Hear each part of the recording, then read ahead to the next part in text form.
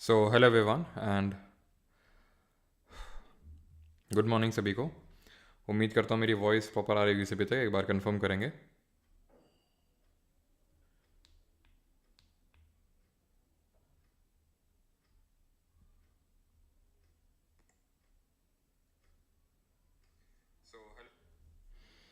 हाँ जी, good morning Awadhesh, Ayush, Nishant. चलो तो स्टार्ट करते हैं। आज हम लोग करने वाले हैं पॉलिटी का अपना अगला chapter and that is a very important chapter और वो है हमारा फंडामेंटल राइट्स, यानी कि मौलिक अधिकार। क्या होते हैं मौलिक अधिकार? What are fundamental rights? The word fundamental suggest, सभी लोग कॉपी पेन निकालेंगे, लिखेंगे dictation. The word fundamental suggest. Sir एक मिनट सर, अभी कॉपी निकाल रहे हैं। गुड मॉर्निंग भाई सभी को।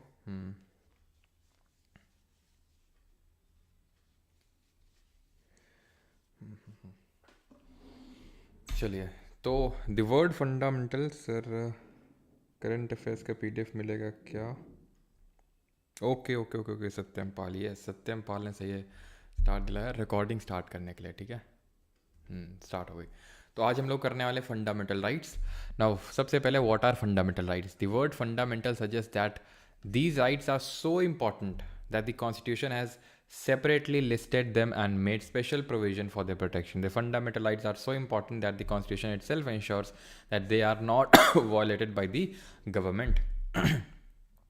यानी ये फंडामेंटल नेचर के हैं जो हमारे फंडामेंटल राइट्स हैं, यानी कि इतने फंडामेंटल हैं, इतने बेसिक राइट्स हैं कि ये अगर नहीं मिलेंगे किसी को तो फिर जो हमारी एक जस्ट सोसाइटी बनाने का जो एक ड्रीम था हमारे कॉन्स्टिट्यूशन मेकर्स का, हमारे जो फोर फादर्स थे, वो नहीं कंप्लीट हो पाएगा। क्योंकि फंडामेंटल राइट्स जो है ब्रिटिशर्स के टाइम पे अगर हम बात करें तो ये हमें पूरी तरह से नहीं मिले हुए थे। तो इसी वजह से हमारे कॉन्स्टिट्यूशन मेकर्स ने without any kind of difference of opinion ये फंडामेंटल राइट्स को हमारे कॉन्स्टिट्यूशन में इंक्लूड किया गया। ये डिक्टेशन आपको लिखने की ज़रूरत नहीं है, ना तो याद करने की ज़रूरत है, ये बस ऐसा ही है थोड़ा सा फील लेने के लिए कि फंडामेंटल राइट्स फंडामेंटल नेचर क्या होते हैं और इनको हम मैग्ना कार्टा के नाम से जानते हैं। ठीक है, अब इनको मैग्ना कार्टा के नाम से क्यों जानते हैं? क्योंकि यूके यानी ब्रिटेन, यानी कि जिस कंट्री ने हमें रफली 200 साल तक रूल किया, उनके देश में ये fundamental rights as a Magna Carta के रूप में ओरिजिनेट हुए या फिर मैग्ना कार्टा के नाम से जाना जाते हैं। मैग्ना कार्टा एक ऐसा बेसिक डॉक्यूमेंट होता है जहाँ पे कुछ लोगों को कुछ अधिकार दिए जाते हैं। था क्या कि जैसे ब्रिटेन में जो थोड़े अमीर लोग थे तो उन्होंने कुछ अपने लिए सर्टेन राइट्स डिमांड किए कि भाई हम गवर्नमेंट कितनी हेल्प करते हैं, सारी चीज़ें करते हैं, तो हमें कुछ अधिकार दो। जैसे आज फॉर एग्जांपल कि जो हमारे इनकम टैक्स पेयर्स हैं, जैसे मान लो कि जो बहुत ज़्यादा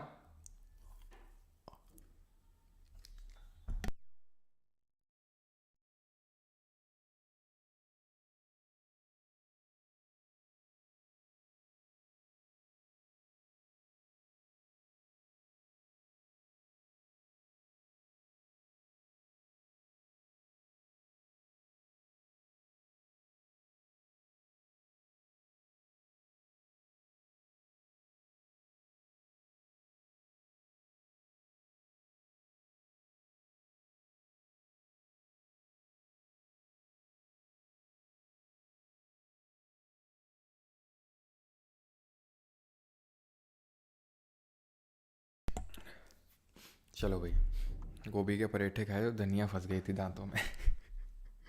चलो तो अगर हम बात करें तो जैसे फॉर एग्जांपल मान लो कि बहुत जो हमारे बड़े इनकम टैक्स पेयर्स हैं, जो बहुत ज़्यादा इनकम टैक्स पे करते हैं, तो वो बोलने लगे कि हमारे लिए कुछ अलग से राइट्स दो। ठीक है, तो काइंड ऑफ उसी तरह से यूके में ये मैग्ना कार्टा के रूप में ओरिजिनेट हुए थे। डिफरेंस क्या होता है एक ऑर्डिनरी राइट और एक फंडामेंटल राइट के बीच में, एक साधारण अधिकार और एक मूल अधिकार के बीच में क्या डिफरेंस होता है, क्या अंतर क्या होता है? तो जो अदर राइट्स होते हैं हमारे, they are protected and enforce by ordinary law. जो एक समान कानून होगा उसके थ्रू इसको प्रोटेक्ट किया जाएगा। वही fundamental rights are protected and guaranteed by the constitution, खुद इनको प्रोटेक्ट करता है। Ordinary rights can be changed by ordinary process of law making. वहीं पे fundamental rights can only be changed by amending the constitution. यानी कि अगर जो ऑर्डिनरी राइट है, साधारण अधिकार है, तो उसको हम बड़ी साधारण तौर से चेंज कर सकते हैं ऑर्डनरी जो लॉ मेकिंग प्रोसीजर होता है उससे। लेकिन अगर फंडामेंटल राइट्स में कोई बदलाव करना है तो वो आसानी से नहीं होगा, उसके लिए पूरे संविधान में ही संशोधन करना पड़ेगा। हम अगले लेक्चर में पढ़ेंगे कि संविधान में कैसे क्या संशोधन होते हैं, अगले से अगले वाले में, ठीक है। None of the government body can act in order to violate the fundamental rights, यानी कि जितनी भी हमारी गवर्नमेंट बॉडी हैं वो हमारे मौलिक अधिकारों का हनन नहीं कर सकती हैं, कोई उनका वॉयलेशन नहीं कर सकती हैं। बेसिक सी चीज़ें हैं अभी तक। सेलिएंट फीचर्स क्या है हमारे फंडामेंटल राइट्स के? तो fundamental rights are not absolute. अब ये इंपॉर्टेंट चीज़ है, एब्सोल्यूट नहीं है लेकिन क्वालिफाइड हैं। They are not absolute but qualified. That is you are not provided with unlimited rights. आपके राइट्स अनलिमिटेड नहीं है, आपके राइट्स की ऐसा नहीं कि कोई बाउंड्री नहीं है, आपके राइट्स की बाउंड्री है, लिखा हुआ है, या फिर यहाँ पे एक इम्प्लिसिट मीनिंग है, एंड दैट इज़ कि आपके राइट्स, आपके अधिकार वहीं तक हैं जहाँ तक किसी दूसरे के राइट्स का वॉयलेशन ना हो। हमें अपने राइट्स को इस तरह से एंजॉय करना है कि किसी दूसरे के राइट्स का हनन ना हो जाए। And second point is that they are not sacrosanct. Sacrosanct का मतलब ये होता है कि वो ऐसा नहीं कि वो परमानेंट है, ठीक है। सैक्रोसैंक्ट का मतलब है दैट इज़ वेरी इंपॉर्टेंट और that can not be touched, जिसको हम छू नहीं सकते हैं।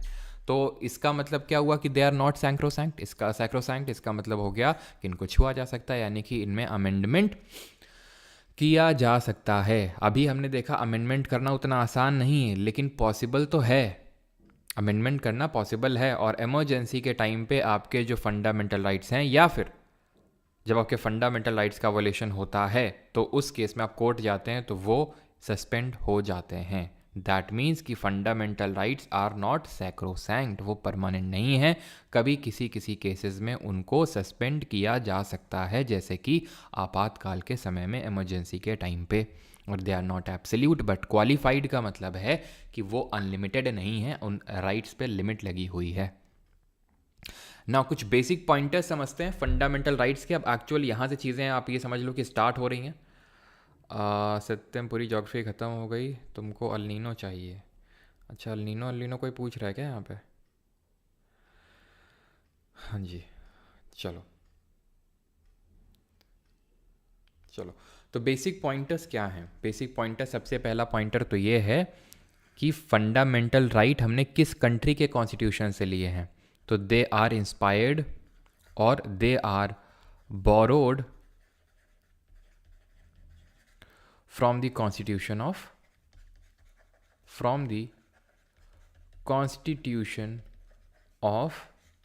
USA, United States of America, ठीक है। और इसमें बहुत अच्छी बात बोली थी जब बोरोड की बात आती है हमारे अम्बेडकर जी ने, कि किसी ने पेटेंट नहीं ले रखा है किसी चीज़ पे। जैसे काफ़ी लोगों ने बोला कि आपने तो हर चीज़ बोरो की है यहाँ पर, तो उन्होंने वो चीज़ बोली कि किसी ने पेटेंट नहीं ले रखा है कॉन्स्टिट्यूशनल, ये जो सारी चीज़ें होती हैं हमारी, ठीक है। बस ये होता है कि हर कंट्री, ऑलमोस्ट सारी चीज़ें ज़्यादातर चीज़ें कॉमन होती हैं, बट वो कंट्री अपने हिसाब से उस चीज़ को मोल्ड करती है, उस चीज़ को चेंज करती है, ठीक है। ये हमारा क्या है, ये पहली चीज़ है कि they are borrowed from the constitution of USA, ठीक है। उनको हमने यूएसए कॉन्स्टिट्यूशन से बोरो किया। दूसरा पॉइंटर ये है कि दे आर कंटेंड, ठीक है, they are contained in part 3 of the constitution, भाग नंबर 3 में है। कैसे? पार्ट 1 पढ़ चुके हैं, पार्ट 2 पढ़ चुके हैं, अब ये पार्ट 3 पढ़ने वाले हैं। ज़रा कमेंट में बताएंगे पार्ट 1 और 2 में क्या दिया हुआ है। पार्ट 3 में है तो आर्टिकल कहाँ तक है? तो आर्टिकल हमें ध्यान रखना है अनुच्छेद से 12 से लेकर 35 तक है। और एक चीज़ ध्यान रखनी है कि ये जो यूएसए से हमने लिए, यूएसए में इनको बिल ऑफ राइट्स के नाम से जाना जाता है। किस नाम से? बिल ऑफ राइट्स के नाम से जाना जाता है। आर्टिकल नंबर 12 से लेकर 35 के बीच में हमारे ये फंडामेंटल राइट्स यानी कि मौलिक अधिकार दिए हुए हैं। और एक चीज़ तो मैं आपको पहले ही बता चुका हूँ कि they are termed as conscience of the constitution, they are termed as conscience of the constitution। ये चीज़ मैं आपको पहले ही बता चुका हूँ salient feature of constitution वाले टॉपिक पे, ठीक। 12 से 35 तक में दिए हुए हैं। अब अगर हम बात करें 12 से लेकर 35 में जो आर्टिकल्स हैं, इसमें टोटल कितने राइट्स दिए हुए हैं? तो टोटल ध्यान रखना है हमें, टोटल 6 फंडामेंटल राइट्स हैं। ओरिजिनली जो हैं, ओरिजिनली यानी कि मूलतः जब संविधान बना था तो 7 मौलिक अधिकार हुआ करते थे। अभी देखेंगे कौन सा डिलीट हुआ, कैसे डिलीट हुआ। पार्ट 1 में क्या है, union and it's territory article 1 to 4, part 2 में सिटीजनशिप आर्टिकल 5 से लेकर 11 के बीच में। अब फंडामेंटल राइट्स के कौन से 6 फंडामेंटल राइट्स हैं उनको हम समझ लेते हैं। सबसे पहला तो है राइट टू इक्वालिटी, समानता का अधिकार। ये सबसे पहले क्यों मैंने बोला, क्योंकि ऑर्डर में पढ़ना है, ऑर्डर में ही दिया हुआ है जिस ऑर्डर में हमारी कॉन्स्टिट्यूशन की बुक में दिया हुआ है। ये आर्टिकल नंबर 14 से लेकर 18 तक डिफरेंट तरह के राइट्स हैं, अधिकार हैं, जो समानता देने की बात करते हैं, इक्वालिटी प्रमोट करने की बात करते हैं 14 से लेकर 18 तक। देन इसके बाद 19 से आएगा तो 19 से लेकर 22 तक ये बात करते हैं राइट टू फ्रीडम, यानी हमें आज़ादी देने की बात करते हैं। हम देखेंगे कैसी आज़ादी की बात कर रही हैं। राइट अगेंस्ट एक्सप्लॉयटेशन, शोषण के विरुद्ध अधिकार 23 and 24। Then right to freedom of religion, जिसको हम धार्मिक स्वतंत्रता बोलते हैं और जिसको कि हम hallmark of Indian democracy बोलते हैं। Right to freedom of religion, आप गेस कर सकते हैं क्यों बोलते होंगे, बाकी तो मैं जब पढ़ाऊंगा तो बताऊंगा आपको क्यों बोलते होंगे। आर्टिकल नंबर 29 से 30 ये कल्चरल और एजुकेशनल राइट यानी कि सांस्कृतिक एवं शिक्षा के अधिकार की बात करता है। आर्टिकल नंबर जो 32 है वो राइट टू कॉन्स्टिट्यूशनल रेमेडीज़ की बात करता है, संवैधानिक उपचारों का अधिकार। हिंदी मीडियम के लिए मैं वैसे तो बोलता जा रहा हूँ, लेकिन अगर जिन लोगों के पास भी बुक है तो वो साथ में खोल के रखेंगे, साथ साथ उसको देखते चलेंगे, ठीक है। क्योंकि मेरा जो मेन फोकस रहता है वो समझाने पे रहता है, कहीं कहीं मैं भूल जाता हूँ कि भाई हिंदी में बताना है, तो आप वहाँ उस चीज़ को रेफर कर सकते हैं, ठीक है। तो ये हमारे 6 राइट्स हो गए। अब अभी मैंने आपको बताया ओरिजिनली 7 थे, अभी 6 हैं ये, ठीक है। तो एक डिलीट कौन सा हुआ, जो डिलीट हुआ वो right to property, it was removed, ठीक है, रिमूव्ड फ्रॉम पार्ट 3, यानी कि फंडामेंटल राइट का जो पार्ट है उससे हटाया गया था इसको बाय 44th कॉन्स्टिट्यूशनल अमेंडमेंट में। हर जगह कॉन्स्टिट्यूशनल अमेंडमेंट को इन शॉर्ट CA लिखूंगा। ये कब हुआ था, अमेंडमेंट 1978। एक चीज़ मैं आपको बता दूं, मैं अलग से अमेंडमेंट नहीं करवाने वाला हूँ, मैं अलग से केसेस नहीं पढ़ाने वाला हूँ। ये ऐसे ही जो हम पढ़ेंगे, और अलग से पढ़ना भी नहीं चाहिए उसको कि मैं आपको एक अलग से क्लास ले रहा हूँ।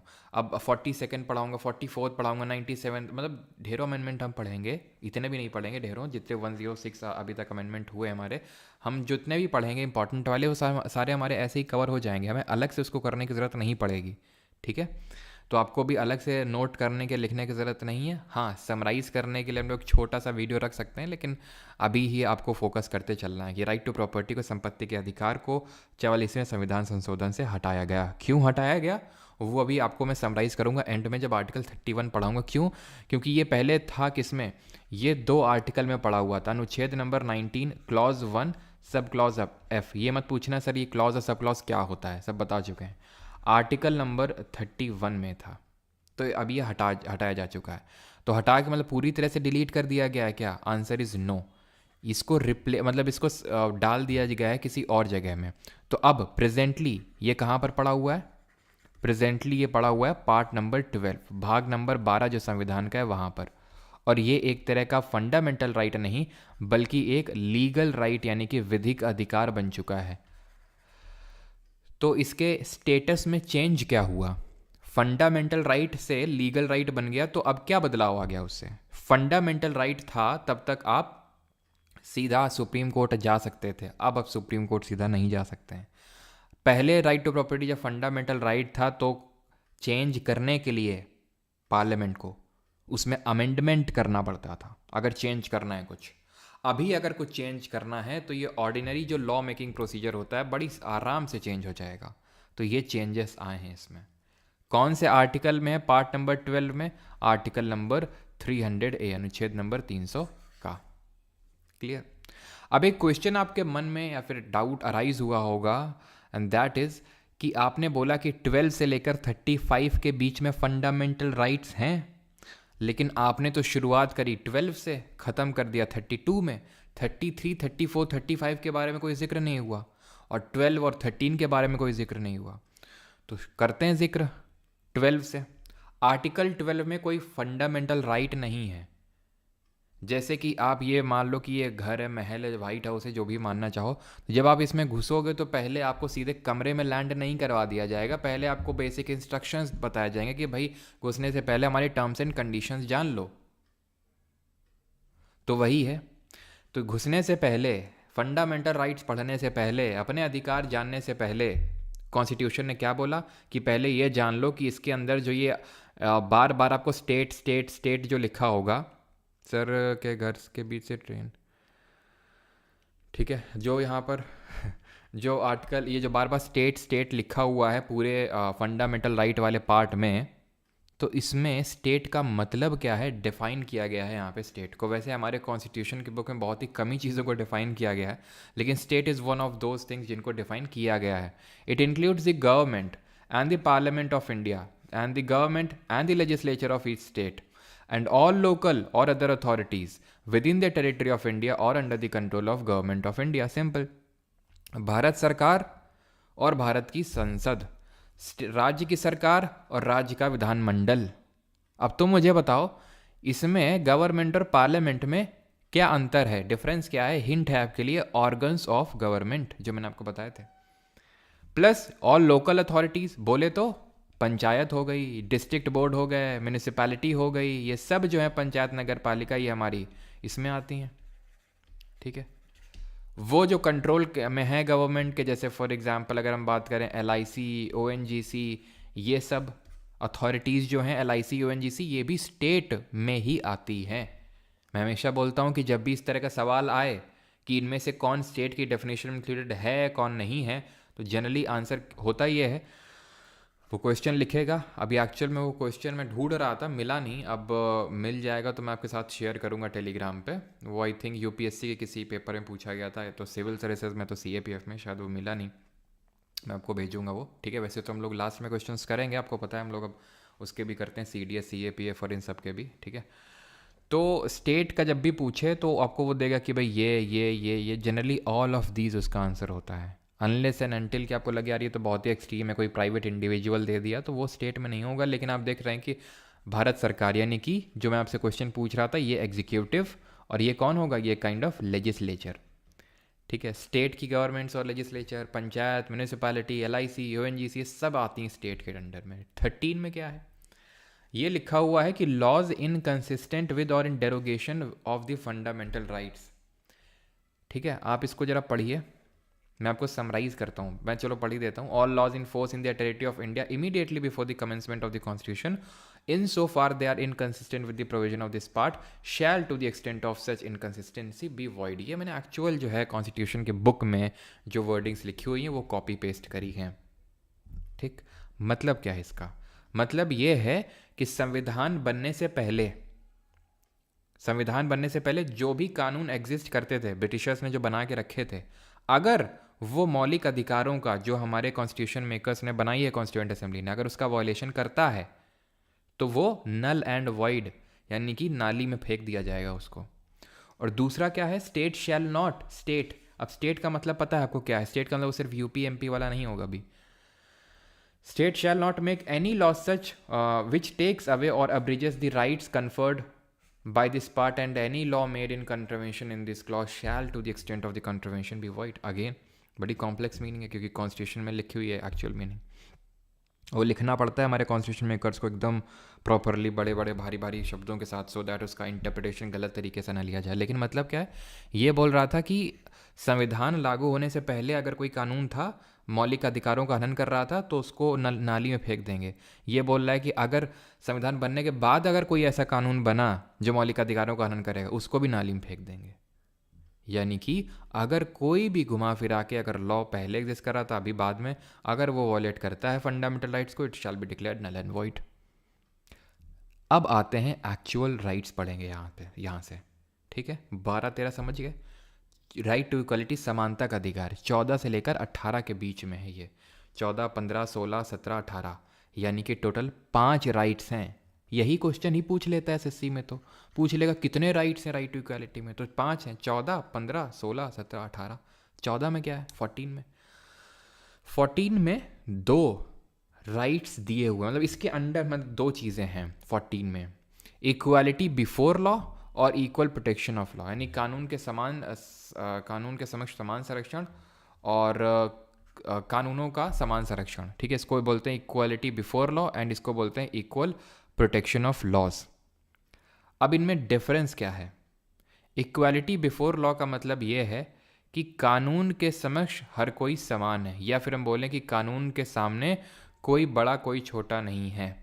ये एक काइंड ऑफ नेगेटिव राइट है जो ये बोलता है कि no one is greater above the law, कोई कानून से बड़ा नहीं है, ठीक है। नेगेटिव राइट है ये, काइंड ऑफ नेगेटिव का मतलब है जहाँ पे ये चीज़ लिखी हुई कि कोई ये नहीं है कोई वो नहीं है, यानी कि कोई कानून से बड़ा नहीं है, तो नहीं है तो इसलिए ये एक नेगेटिव राइट है, ठीक है। और इसको हमने लिया है ब्रिटेन के कॉन्स्टिट्यूशन से। कहाँ से लिया? ब्रिटेन से। वहीं इक्वल प्रोटेक्शन ऑफ लॉज का मतलब ये है कि कानून का समान संरक्षण, इसको हिंदी में बोलते हैं। अब यहाँ पर जो फोटो लगी है वो ऐसे ही आपको सिर्फ देखने के लिए मनमोहक टाइप फोटो नहीं लगी है, ये आपको इसलिए फ़ोटो लगाई गई है ताकि आप ये चीज़ समझ सकें कि यहाँ पर आप देख पा रहे होंगे 3 लोग हैं, ठीक है। ये बंदा जो है ये ढंग से चीज़ों, जो फुटबॉल जो मैच हो रहा है उसको ढंग से नहीं देख पा रहा है। क्यों नहीं देख पा रहा है? क्योंकि ये काफ़ी हाइट में छोटा है। तो हमारी सरकार क्या करेगी? हमने इसको क्या करेंगे, हम इसको एक बड़ा डब्बा दे देंगे, या फिर हम इसका डब्बा लेके इसको दे देंगे। शायद आप समझ पा रहे हो, यानी कि काइंड ऑफ रिजर्वेशन। या फिर इक्वल प्रोटेक्शन ऑफ लॉस का मतलब ये होता है कि वो लोग जो समान स्थिति में हैं उनके लिए समान तरह से कानून लगाया जाएगा। उदाहरण के तौर पे अगर मान लो कि एक हैं अंबानी जी हैं, अडानी जी हैं, ठीक है, टाटा बिरला, ये सब लोग हैं, इन लोगों का ग्रुप है। एक ग्रुप है जहाँ पे हम लोग जैसे लोग हैं, मिडिल क्लास, ठीक है। और एक वो ग्रुप है जो एकदम फुटपाथ पे हमारे लोग रहते हैं, ठीक है, भीख मांग के अपना खर्चा चलाते हैं। तो ये सारे लोग हैं। तो क्या हम इन तीनों ग्रुप को सेम ट्रीट कर सकते हैं? नहीं कर सकते हैं। अगर मान लो कि ये तीन ग्रुप रोड पे निकले और तीनों ने वॉलेशन कर दिया रोड लॉज का, अब तीनों पे आप सेम 1000 रुपये, मान लो कि 2000 रुपये का जुर्माना लगा रहे हो, ठीक है। इनके लिए 2000 रुपये क्या है? कुछ नहीं है। हमारे लिए ठीक ठाक मात्रा है और इनके लिए जो है बहुत ज़्यादा है। तो वही है इक्वल प्रोटेक्शन ऑफ लॉज, कि जो लोग इक्वली सिचुएटेड हैं तो उनको इक्वल तरीके से ट्रीट किया जाएगा, ठीक है। इसको हम बोल सकते हैं विधि के समान संरक्षण, और इसको बोल सकते हैं विधियों का समान संरक्षण, इक्वल प्रोटेक्शन ऑफ लॉज, ठीक। This part states that everyone should be treated equally in the eyes of the laws. This part states that the same law will be applied to all people equally across society. ठीक है, आप समझ गए कि ये negative right है, ठीक है। ये एक नेगेटिव राइट है, ब्रिटेन से लिया गया है, ठीक है। मतलब है कि कानून के समान कोई बड़ा कोई छोटा नहीं है, ठीक है, और नहीं सबको इक्वली ट्रीट किया जाएगा। और एक्सेप्शंस हैं, अपवाद हैं। क्या हैं? जैसे कि प्रेसिडेंट हो गए हमारे, राष्ट्रपति, राज्यपाल हो गए, गवर्नर, जो फॉरेन डिग्नेटरीज होते हैं, मतलब जो दूसरे देशों से राजदूत आते हैं, उन लोगों के खिलाफ भी एज सच नहीं। जैसे कि अभी हमारे भी जो इंडियन डिप्लोमेट्स जाते हैं विदेश में, तो उनके लिए भी सेम प्रोटेक्शन वहाँ पे मिली हुई, बिकॉज इंटरनेशनली इस चीज़ को एक्सेप्ट किया गया कि राजदूतों के खिलाफ कोई इस तरह की कार्रवाई नहीं करी जाएगी, उनको पूरा प्रोटेक्शन दिया जाएगा। तो ये एक्सेप्शंस में आते हैं, अपवाद में आते हैं हमारे, ठीक है। तो नेगेटिव है और ये पॉजिटिव है, और हमने ये यूएसए से लिया है। आगे बढ़ते हैं। 15 ये बात करता है prohibition of discrimination on the grounds of religion, race, caste, sex और प्लेस ऑफ बर्थ। क्या है? The state. अब देखो, ये तो एक जनरल हेडिंग लिखी हुई है आर्टिकल 15 की, कि डिस्क्रिमिनेशन नहीं होना चाहिए, भेदभाव नहीं होना चाहिए, ठीक है। किस मामले में? धर्म, मूल, वंश, जाति और लिंग और जन्म स्थान के आधार पे। अब यहाँ पे क्या है? क्लॉज है, पहला क्लॉज, दूसरा क्लॉज, ठीक है, तीसरा क्लॉज, चौथा क्लॉज। इसमें 6 क्लॉजेज हैं। हम 6 नहीं पढ़ेंगे, 4 पढ़ेंगे। लेकिन अब क्या है कि या तो एक बेसिक सा सवाल बन सकता है कि प्रोहिबिशन ऑफ डिस्क्रिमिनेशन में किस आर्टिकल का वॉल्यूशन हुआ, तो 15 का।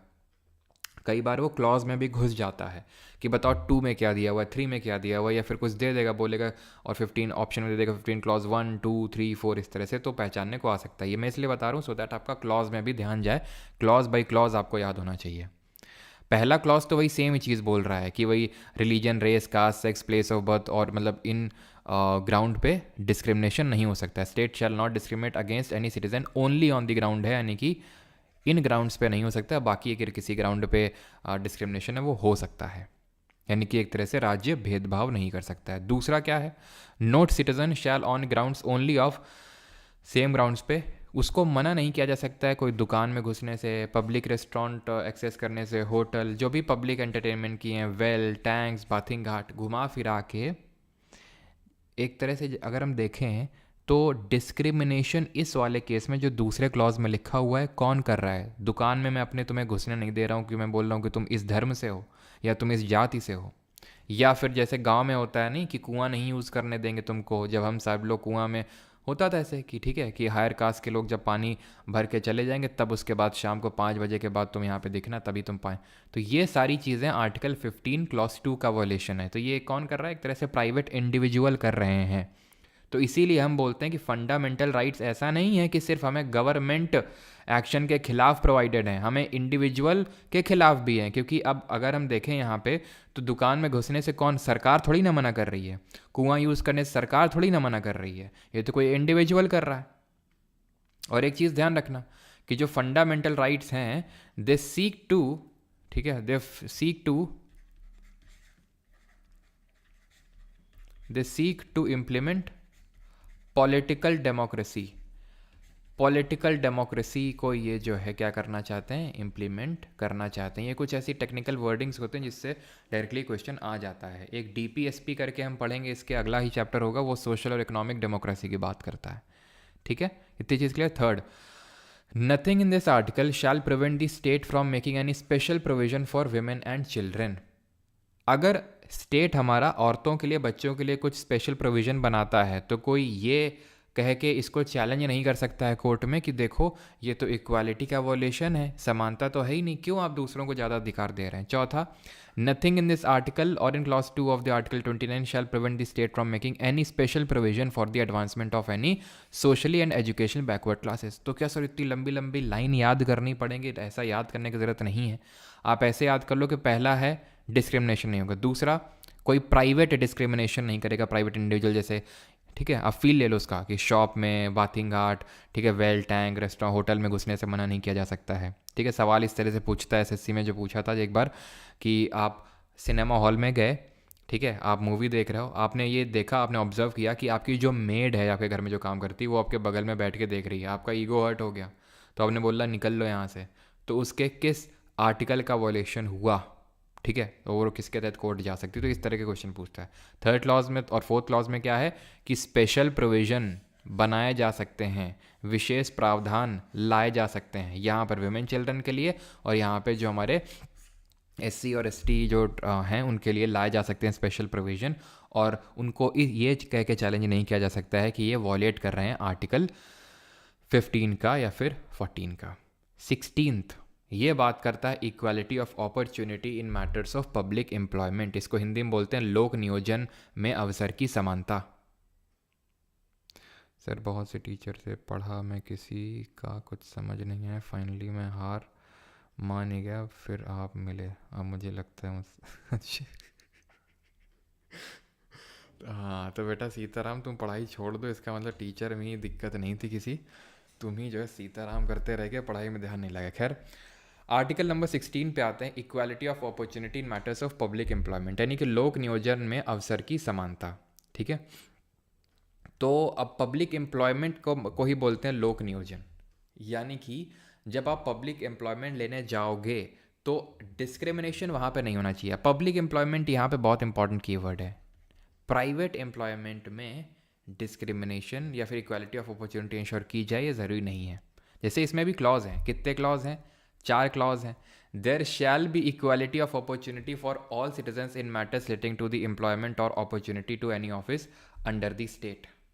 No citizen shall on grounds only, यहाँ पे ओनली वर्ड इंपॉर्टेंट है, यानी कि किसी और ग्राउंड में डिस्क्रिमिनेशन हो सकता है, religion, race, caste, sex, descent और प्लेस ऑफ बर्थ, ठीक है, रेजिडेंस और any of them be ineligible for discriminated against in respect of any employment और ऑफिस अंडर द स्टेट।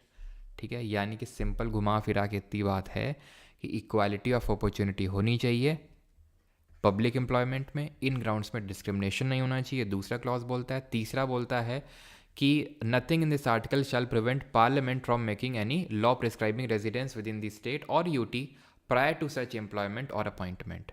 यानी कि तीसरा क्लॉज आर्टिकल 16 का ये बोलता है कि पार्लियामेंट जब कोई फॉर एग्जांपल वैकेंसी निकल रही है किसी गवर्नमेंट जॉब के लिए, तो उस स्टेट या फिर यूटी का रेजिडेंस को मैंडेटरी कर सकती है कि सिर्फ इस राज्य के। आपने देखा होगा कि कभी कभी कोई वैकेंसी आती है तो उसमें लिमिटेशन लगा दी जाती है कि सिर्फ इसी स्टेट के, इसी राज्य के लोग जो हैं इसमें अप्लाई कर सकते हैं इस पर्टिकुलर जॉब पे।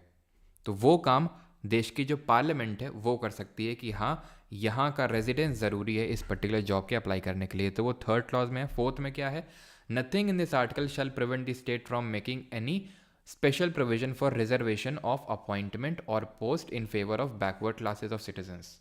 आप देखते हैं कि ओबीसीज, एससीज, एसटीज इनको रिजर्वेशन मिलते हैं, तो वो आर्टिकल नंबर 16 का वॉयलेशन नहीं होगा कि यहाँ पर इक्वालिटी को इंश्योर नहीं किया जा रहा है। ठीक है, और अभी हम देखेंगे क्या, देख ही लेते हैं। एंड दैट इज़, इसमें 3 केस निकल के आए इस पर्टिकुलर चीज़ रिजर्वेशन को लेके। केलकर कमीशन एक बनाया गया 1953 में बाय दी सेंट्रल गवर्नमेंट, ये देखने के लिए कि हमारे कितने सोशली और एजुकेशनली बैकवर्ड क्लासेस हैं, काका केलकर जी की चेयरमैनशिप में। तो इसने अपनी रिपोर्ट सबमिट करी और बताया कि इतने हमारे सोशली और एजुकेशनली बैकवर्ड क्लासेस हैं जिनको कि रिजर्वेशन मिलना चाहिए। ठीक है, रेलवे नोट बैच 16 लेक्चर और वो भी लेक्चर इंक्लूड होगा। भाई पढ़ लो यार, ठीक है, जो अभी चीज़ चल रही है लास्ट में इस तरह के डाउट पूछ लेना। ठीक है, इसी वजह से मैं कमेंट देखता नहीं हूँ, बीच इसलिए देखना पड़ता है, कहीं ऐसा तो नहीं कि भाई कभी बफरिंग हो जाती है, वॉइस चली जाती है, लेकिन तुम लोग अलग ही चलता रहता है कमेंट सेक्शन में, है ना। तो केलकर कमीशन जो है ये बना और इसकी जो रिकमेंडेशन है उसको उस समय की सेंट्रल गवर्नमेंट ने एक्सेप्ट नहीं किया। देन एक मंडल, तो इसको हम बोलते हैं फर्स्ट बैकवर्ड क्लास कमीशन। ठीक है, फर्स्ट बैकवर्ड क्लास कमीशन। और जो मंडल कमीशन है इसको हम बोलते हैं सेकंड बैकवर्ड क्लास कमीशन। ठीक है, मंडल कमीशन को तो बीपी मंडल जी की चेयरमैनशिप में इसको बनाया गया 1980 में। जनता दल की गवर्नमेंट थी और उसने जब बनाया तो इन्होंने बोला कि 27% रिजर्वेशन मिलना चाहिए, जो इन्होंने सोशली और एजुकेशनली बैकवर्ड क्लासेस को इन्होंने खुद आइडेंटिफाई किया था। इम्प्लीमेंट नहीं हुई इनकी जो रूलिंग्स थी। फिर बाद में सरकार आई और उसने क्या किया कि 20 पीवी नरसिम्हा राव जी की 27% तो दिया ही दिया, प्लस 10% और यहाँ पे ईडब्ल्यू मतलब ये जो हमारे इकोनॉमिकली जो वीकर सेक्शन होते हैं उनको भी रिजर्वेशन दे दिया, यानी 37% रिजर्वेशन हो गया। इंदिरा साहनी एक एडवोकेट थी, उन्होंने डाली सुप्रीम कोर्ट में एक पीआईएल क्या होती है? पीआईएल होती है पब्लिक इंटरेस्ट लिटिगेशन। ध्यान रखना, ये पब्लिक इंटरेस्ट लिटिगेशन होता है, ये चीज़ हमने यूएस के कॉन्स्टिट्यूशन से ली है, ये भी क्वेश्चन इंपॉर्टेंट है। ठीक है, बन जाता है कभी कभी। तो पीआईएल इन्होंने डाली सुप्रीम कोर्ट में कि भाई ये बताओ कि कितना रिजर्वेशन कोई दे सकता है, कोई कैपिंग है कि नहीं, क्या प्रमोशन में भी रिजर्वेशन दिया जा सकता है कि नहीं। तो ये सारी चीज़ें हैं, क्योंकि प्रोटेस्ट काफ़ी बढ़े थे। तो सुप्रीम कोर्ट ने बोला, लिमिट रखी कि 50% से एक्सीड नहीं कर सकता है। ठीक है, रिजर्वेशन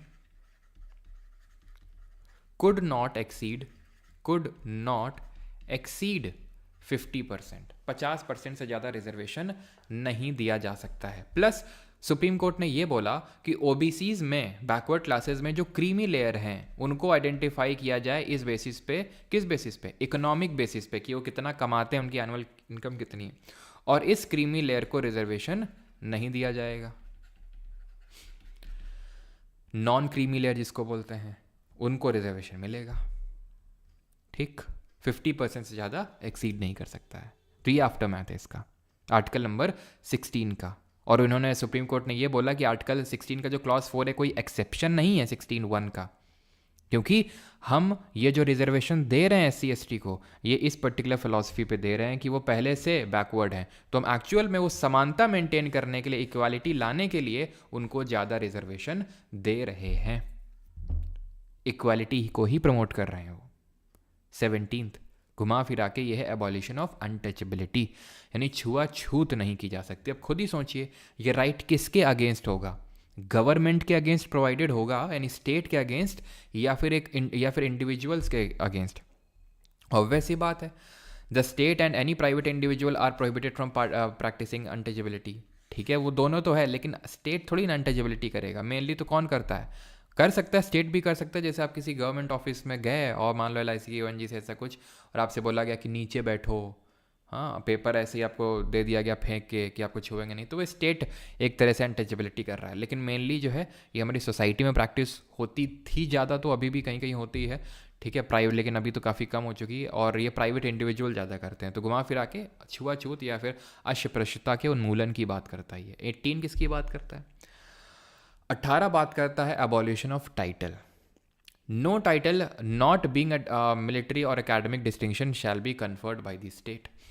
स्टेट कोई टाइटल कन्फर नहीं कर सकता। जैसे एंजल प्रिया है, तो ये प्रिया जी ने खुद टाइटल ले रखा है, मतलब प्रिया जी तो नहीं है, कोई पप्पू जी होते हैं ये, ठीक है, और वही एंजल प्रिया की आईडी बना के फ्रेंड रिक्वेस्ट भेजते हैं, पता नहीं किस लिए भेजते हैं, ठीक है।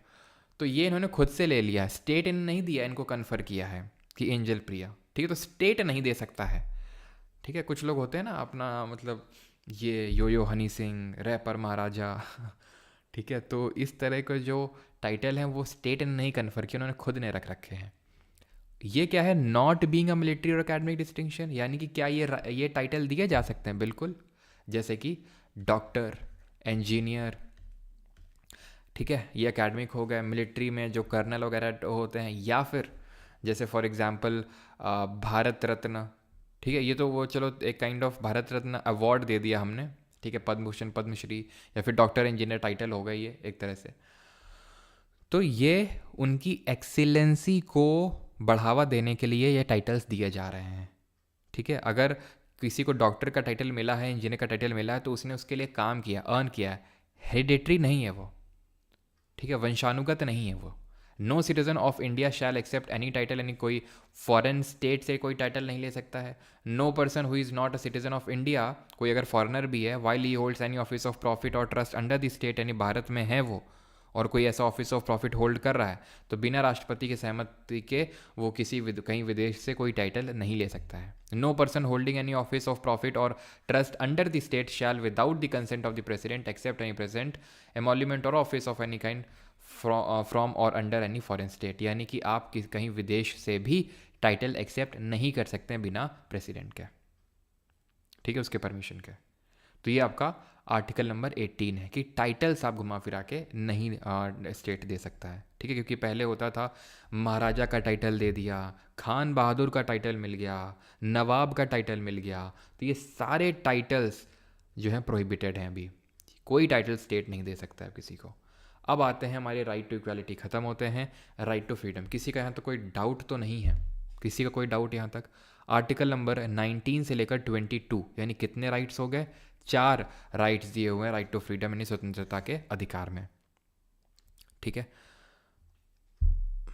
और ये कुछ लोग जो ज़्यादा ओवर स्मार्ट बनते हैं ना, ठीक है, जो लोगो लगा के, और है ना, समझ गए होंगे अभी कौन लोगों की बात कर रहा हूँ मैं, ठीक है, तो कृपया वो मत करें।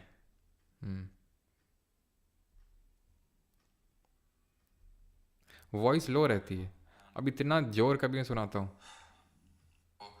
लोगो लगा के, और है ना, समझिए हम, तो इतना वॉइस तेज तो है। चलो, तो आदित्य जी वो प्रेसिडेंट की परमिशन से लेते हैं, वो पीएम जी, है ना। चलो ठीक है, अभी आते हैं राइट टू फ्रीडम, उसमें आर्टिकल नंबर 19, और उसमें अभी क्लॉज 1, और इसमें 2 क्लॉज हैं, क्लॉज 1 और क्लॉज 2। इट टॉक्स अबाउट, ये बहुत इंपॉर्टेंट राइट है, protection of certain rights regarding freedom of speech. भूल जाइए इसको, इसमें आपको ध्यान रखने हैं कि टोटल आर्टिकल 19 क्लॉज 1 में 6 राइट्स हैं। 6 राइट्स हैं, कौन कौन से हैं? Right to freedom of speech and expression 19 clause 1, sub clause A, sub clause B, sub clause C, sub clause D, sub clause E, sub clause जी।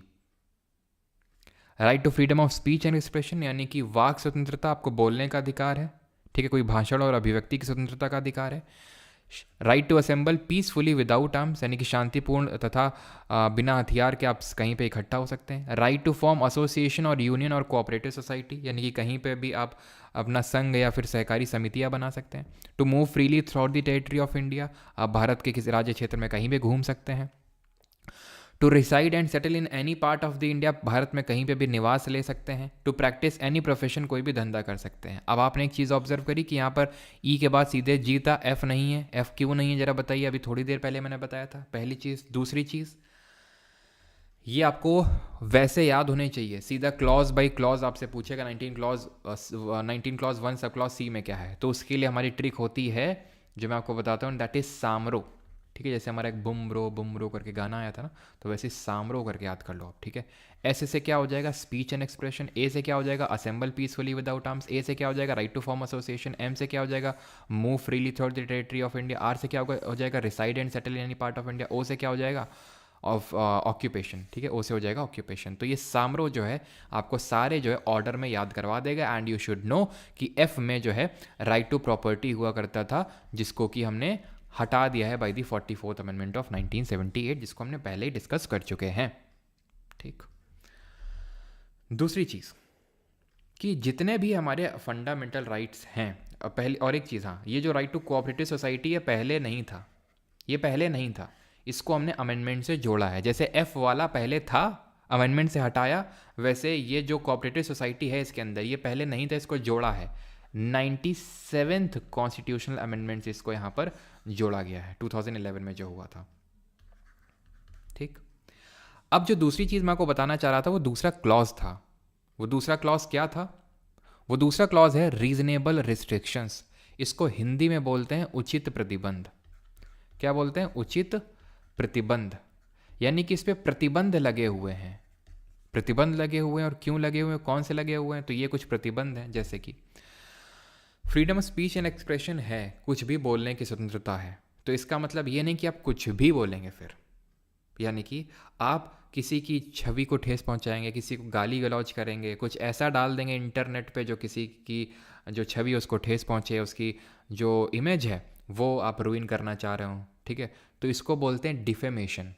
ठीक है, तो आप किसी को डिफेम नहीं कर सकते हैं। असेंबल पीसफुली विदाउट आर्म्स, जैसे नहीं मोदी जी ने डिफेमेशन लगा दिया था, मतलब जब राहुल गांधी जी ने बोला था कि सारे मोदी चोर होते हैं, इस तरह से जब उन्होंने नरेंद्र मोदी, नीरव मोदी और ये सब इन मोदियों को, मतलब ये जो मोदी सरनेम के ये लोग हैं, तो इनका नाम बोलकर बोला कि सारे मोदी चोर हैं, तो उस चीज़ पे जो है डिफेमेशन केस उनके अगेंस्ट लगाया गया। To assemble peacefully without arms, आप इकट्ठा हो सकते हैं लेकिन बिना हथियार के। इसमें क्या रीजनेबल रिस्ट्रिक्शन लग सकता है? इसमें है जैसे कि पब्लिक ऑर्डर को आप अगर ख़राब कर रहे हैं, सिक्योरिटी ऑफ स्टेट को खतरा पहुंचा रहे हैं, तो आपको ये फ्रीडम नहीं मिलेगी। फॉर एग्जाम्पल, जैसे कि एक हमारे यूट्यूबर हैं, है ना, जो उन्होंने अभी रिसेंट में आई थिंक कुछ डाइवोर्स का ऐसा पब्लिसिटी स्टंट खेला था, गौरव तनेजा ना, अब पता नहीं खेला था नहीं खेला, जो भी हो। ठीक है, कुछ लोगों ने बोला ऐसा किया उन्होंने, तो खैर, तो जो गौरव तनेजा करके हैं, तो उन्होंने क्या किया, एक बार ऐसे ही मीटअप रखा मेट्रो में। ठीक है, और जब मेट्रो में ऐसा मीटअप रखा, अब देखो पब्लिसिटी स्टंट होने के काफ़ी क्या फ़ायदे होते हैं। फ़ायदा ये होता है जैसे कि अगर उन्होंने ना किया होता तो मैं यहाँ पे डिस्कस ना करता। अब जैसे मैंने डिस्कस किया, जिन लोगों को नहीं पता होगा तुरंत जाके सर्च करेंगे, हो गया पब्लिसिटी स्टंट, मिल गया फ़ायदा पब्लिसिटी स्टंट का, है कि नहीं। तो उन्होंने मेट्रो में से मीटअप रखा, और उसकी वजह से हुआ क्या कि आम जनता को उसकी वजह से बहुत खामियाजा भुगतना पड़ा, क्योंकि इतने लोग इकट्ठा हो गए कि वहाँ का पब्लिक ऑर्डर ख़राब हो गया, तो तुरंत उनको ले जाया गया, पुलिस ने हिरासत में ले लिया। ठीक है, तो वो ये नहीं बोल सकते हैं कि हमारा राइट टू असेंबल पीसफुली, ठीक है, विदाउट आर्म्स तो था, पीसफुली था, लेकिन आपने पब्लिक ऑर्डर को ख़राब किया। आप कोई संगठन बना सकते हैं, और इसमें right to not join any association भी है, राइट टू फॉर्म एसोसिएशन है। ठीक है, आप कोई एसोसिएशन बना सकते हैं, कोई ज्वाइन कर सकते हैं, and right not to join any association भी है, अगर नहीं ज्वाइन करना चाहते तो वो भी है। To move freely through the territory, आप कहीं भी जा सकते हैं भारत में, लेकिन इसमें क्या रीजनेबल रिस्ट्रिक्शन, उचित प्रतिबंध है? डिसेंसी और मोरालिटी हो गया, और सिक्योरिटी ऑफ द स्टेट। कहीं पे मान लो अंडमान निकोबार में हमारे कुछ ऐसे आइलैंड हैं जहाँ पे ट्राइबल्स रहते हैं, और वहाँ पर आपको अलाउड नहीं है जाना। कुछ नॉर्थ ईस्ट में कुछ जगह हो गई जहाँ ट्राइबल्स रहते हैं, वहाँ पर आपको अलाउड नहीं है जाना। क्यों नहीं है? क्योंकि वहाँ का उनका खुद का कल्चर है, डिस्टिंक्ट कल्चर वगैरह है, तो वो नहीं चाहते हैं कि वो बाकी नॉर्मल जनता से मिलें, तो इसलिए वहाँ पर प्रोहिबिटेड है। प्लस मान लो कि JNK, मान लो POK वाला एरिया है, ठीक है, थोड़ा डिस्प्यूटेड टाइप है ये वो, ठीक है, इंडिया की टेरिटरी है, लेकिन इंडिया की टेरिटरी बोल के आप वहाँ पे जा नहीं सकते हैं कि नहीं नहीं हमारा तो हक है, हम तो कहीं भी जा सकते हैं। क्यों? क्योंकि सिक्योरिटी ऑफ स्टेट है वहाँ पे, मेन रीजनेबल रिस्ट्रिक्शन लगा के आपको मना किया जा सकता है। या फिर आप जा सकते हैं कहीं पे भी, लेकिन ठीक है, जैसे फॉर एग्जांपल जो प्रोस्टिट्यूट्स वगैरह होते हैं, ठीक है, तो उन लोगों को लिमिटेशन होती है। ठीक है, मूव करने में भी, और रिसाइड और settle in any part of territory में, कि आप कहीं पे भी रह सकते हैं। दैट डजंट मीन कि कहीं भी नहीं, हमें तो पीओके में घर लेना, हम तो वहीं वहीं रहेंगे, या फिर हमें तो अंडमान निकोबार में जहाँ जरावा ट्राइब रह रही है वहीं पे रहेंगे हम शॉम्पेन ट्राइब के बीच में रहेंगे। तो वो रीजनेबल रिस्ट्रिक्शन है कि आप हर जगह नहीं, कुछ प्रतिबंध हैं। आप कोई भी धंधा कर सकते हैं, ऑक्यूपेशन कर सकते हैं, बट दैट डजंट मीन कि कुछ आप ऐसा करेंगे जो एकदम ही क्या हो, डिफेमेशन तो हमने देख लिया, स्पीच एंड वाला। सॉवरेंटी और इंटेग्रिटी को खतरा पहुंचा है कि आप स्मगलिंग में लगे हुए हैं, ह्यूमन ट्रैफिकिंग में लगे हुए हैं, और जब आप पकड़े जाएं तो बोले कि ये तो फंडामेंटल राइट है। माँ ने बोला था धंधा तो धंधा हो, चाहे छोटा हो चाहे बड़ा हो, वहीं कंटाप मारा जाएगा तुमको। ठीक है, कि कोई भी धंधा आप नहीं कर सकते हो। ठीक है, वो सिक्योरिटी और जो सॉवरेंटी और इंटेग्रिटी उसको खतरा ना पहुंचाए, और पब्लिक ऑर्डर, डिसेंसी और मोरालिटी को ना, ऐसा नहीं कि भाई तुम वो जो अजीब अजीब तरह के धंधे होते हैं आजकल, ठीक है, तो वो पब्लिक प्लेस में तुम खोल रखे हो, है ना, वो कोने में जाके खोलो कहीं पे, यहाँ पे ऐसे पब्लिकली नहीं। तो ये आर्टिकल नंबर 19 है।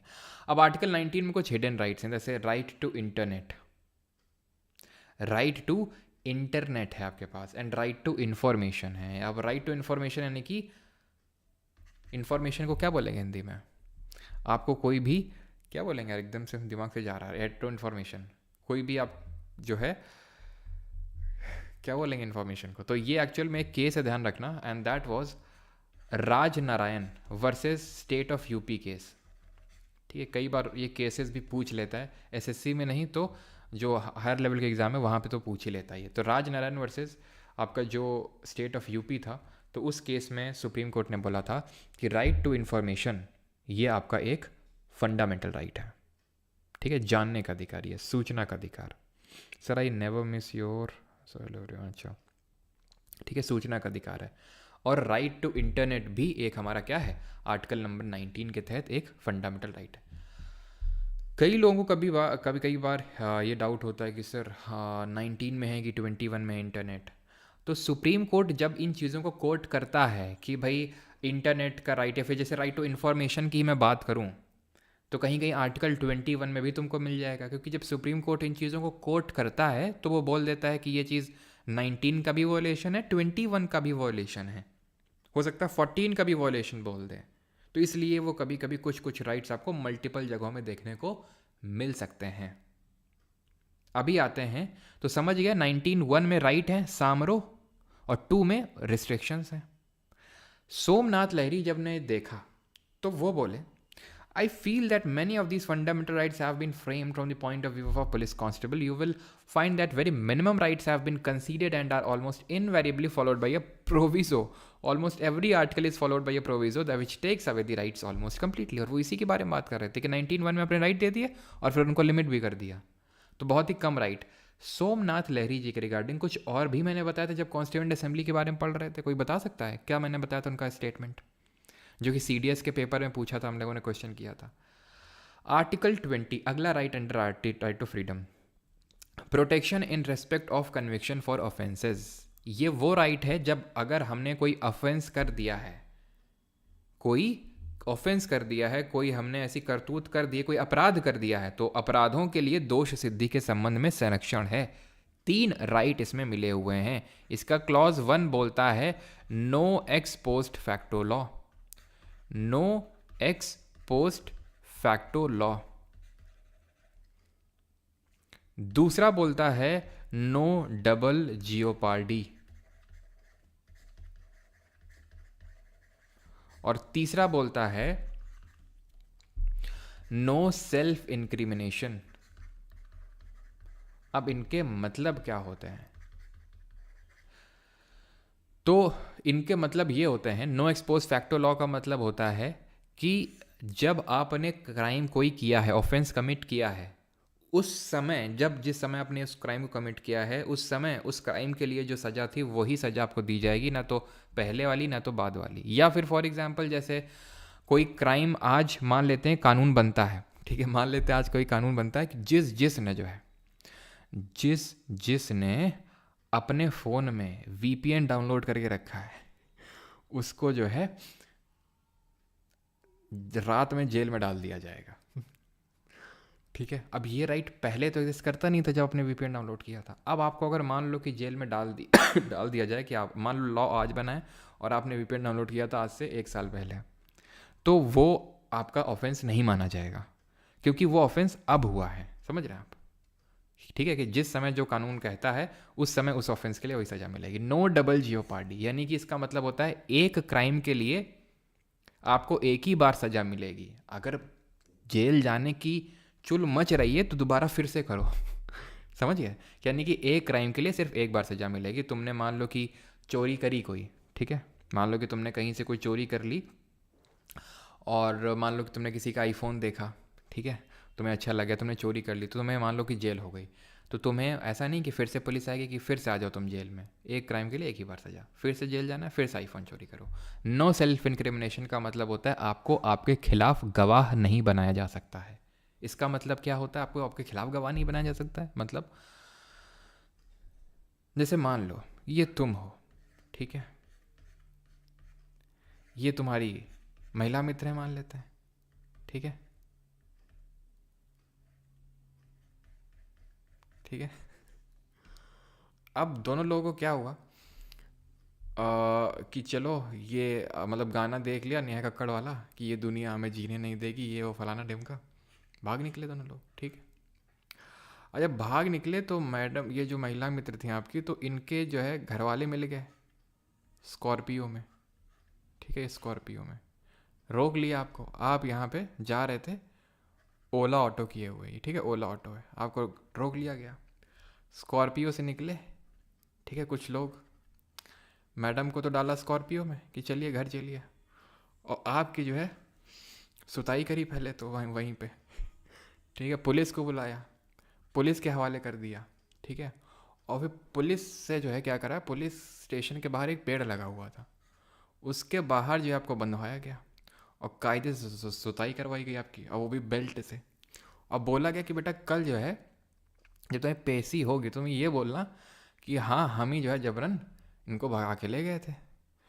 तो कोर्ट बोलेगी, कोर्ट क्या बोलेगी? कोर्ट बोलेगी आर्टिकल 20 क्लॉज 3 को कोर्ट करते हुए कि किसी को किसी के खिलाफ गवाह, या मतलब उसको खुद के खिलाफ गवाह नहीं बनाया जा सकता, यानी कि आपको आपके खिलाफ ही गवाही देने के लिए नहीं बोला जा सकता है। वो पुलिस से बोलेगी आप इस चीज़ को प्रूव करिए कि ये बंदा गिल्टी है, और ज़बरदस्ती जो इसको उसकी बिना मर्जी के भगा के ले गया था। तो ये होता है नो सेल्फ इनक्रिमिनेशन। अभी समझ में आ गया? अभी तो नहीं बोलेंगे, लेकिन दैट डजेंट मीन कि आपसे अगर बोला जाएगा कि ज़रा अपने अंगूठे के निशान दो, इसमें अपने अंगूठे के स्पेसिमेन दो, देखना है क्योंकि उसका एक स्पेसिमेन जो है तुम्हारे हाथ में इंक लगी हुई थी मतलब कुछ भी हो सकता है। तो आपको वो देने से मना नहीं कर सकते हैं कि भाई ये तो हमको हमारे खिलाफ गवाह बनाया जा रहा, नहीं। आपको अगर स्पेसिमेन आपको बोला जा रहा है कि आप अंगूठे का निशान दो तो वो देना पड़ेगा। ब्लड स्पेसिमेन अगर आपसे मांगा जाएगा तो वो आपको देना पड़ेगा, वो सेल्फ इनक्रिमिनेशन में नहीं आएगा। क्लियर रहती चीज़? 21, ठीक है, इट इज़ दी, पहली बात तो ये ध्यान रखना, इट इज़ दी फॉरमोस्ट, ठीक है, it is the foremost right among the right to freedom is the right to life and personal liberty, ठीक है। तो यहाँ पर अगर बात करेंगे right to life and personal liberty की, तो ये चीज़ ध्यान रखना है, डायरेक्टली लाइन पूछता है, that is it is the foremost right, सबसे इंपॉर्टेंट राइट है। क्यों? क्योंकि अगर लाइफ ही नहीं रहेगी तो राइट का मतलब ही क्या हुआ? किसी भी फंडामेंटल राइट का मतलब ही क्या हुआ जब तक लाइफ ही नहीं रहेगी? तो no citizen can be denied for his और her life except by procedure as laid down under the law, यानी कि किसी का भी एक तरह से लाइफ को नहीं लिया जा सकता है, फिर किसी के प्राण एवं दैहिक स्वतंत्रता का अधिकार मिला हुआ है इसमें। अब हुआ क्या? हुआ कुछ यूं कि कुछ केस हुए हमारे इसमें, AK गोपालन केस और मेनका गांधी केस। AK गोपालन जी को क्या किया गया, इनको धर लिया है सरकार ने, बहुत पहले की बात है, इनको आई थिंक तमिलनाडु की सरकार ने इनको धर लिया, ठीक है। तो ये कोर्ट में गए, उन्होंने बोला कि मेरे आर्टिकल नंबर 21 का वॉयलेशन है, ये मेरा आर्टिकल नंबर 21 का वॉयलेशन है ना, मुझे धर कैसे लिया मुझे? तो सुप्रीम कोर्ट ने इस केस में बोला, AK गोपालन केस में, कि देखिए सर आर्टिकल 21 में लिखा हुआ है कि no citizen can be denied his और her life except by procedure as laid down under the law, यानी कि आपकी लाइफ को लिमिट किया जा सकता है इस राइट को। ये क्या है? एक्सेप्शन है इसमें, by procedure as laid down under the law, यानी कि आपकी लाइफ को लिया जा सकता है इस राइट को अगर कोई एक ऐसा कानून है जिसने उस प्रोसीजर को फॉलो किया है जिससे वो बनना चाहिए। शायद आप समझ नहीं पा रहे होंगे ना, मुझे ऐसा लग रहा है। कहने का मतलब सुप्रीम कोर्ट का ये था कि यहाँ पे ये लिखा हुआ है आर्टिकल 21 में कि no citizen can be denied his और हर लाइफ, ठीक है, अच्छी बात है, एक्सेप्ट अपवाद है इसमें, and that is procedure as laid down by the law. तो पार्लियामेंट अगर चाहे तो इस राइट को लिमिट कर सकती है एक ऐसा कानून बना के जिसमें वो पूरे उस प्रोसीजर को फॉलो करे जिससे कि कोई कानून बनता है। कैसे बनता है? उसको लोकसभा से पास करवाना पड़ता है, देन राज्यसभा से, और देन उसको राष्ट्रपति की सहमति दिलवानी पड़ती है। तो सुप्रीम कोर्ट ने बोला एक प्रिवेंटिव डिटेंशन एक्ट है 1950 का, उसके तहत आपको डिटेन किया गया है, भले आपने क्राइम नहीं किया गया फिर भी। तो इसलिए क्योंकि वो उसमें प्रोसीजर फॉलो हुआ है इसलिए हम इसमें कुछ नहीं कर सकते हैं आपकी सहायता, ठीक है। लेकिन मेनका गांधी जब केस हुआ, मेनका गांधी के साथ क्या हुआ, इनको पासपोर्ट इनका हड़प लिया गया, सरकार ने हड़प लिया, कुछ मतलब पॉलिटिकल एंगल था इसके पीछे। तो उन्होंने पासपोर्ट एक्ट का हवाला देते हुए इनका पासपोर्ट छीन लिया, जब्त कर लिया और बोल दिया तुम फॉरेन नहीं जा सकती हो, विदेश अभी भारत छोड़ के नहीं जा सकती हो यहाँ से।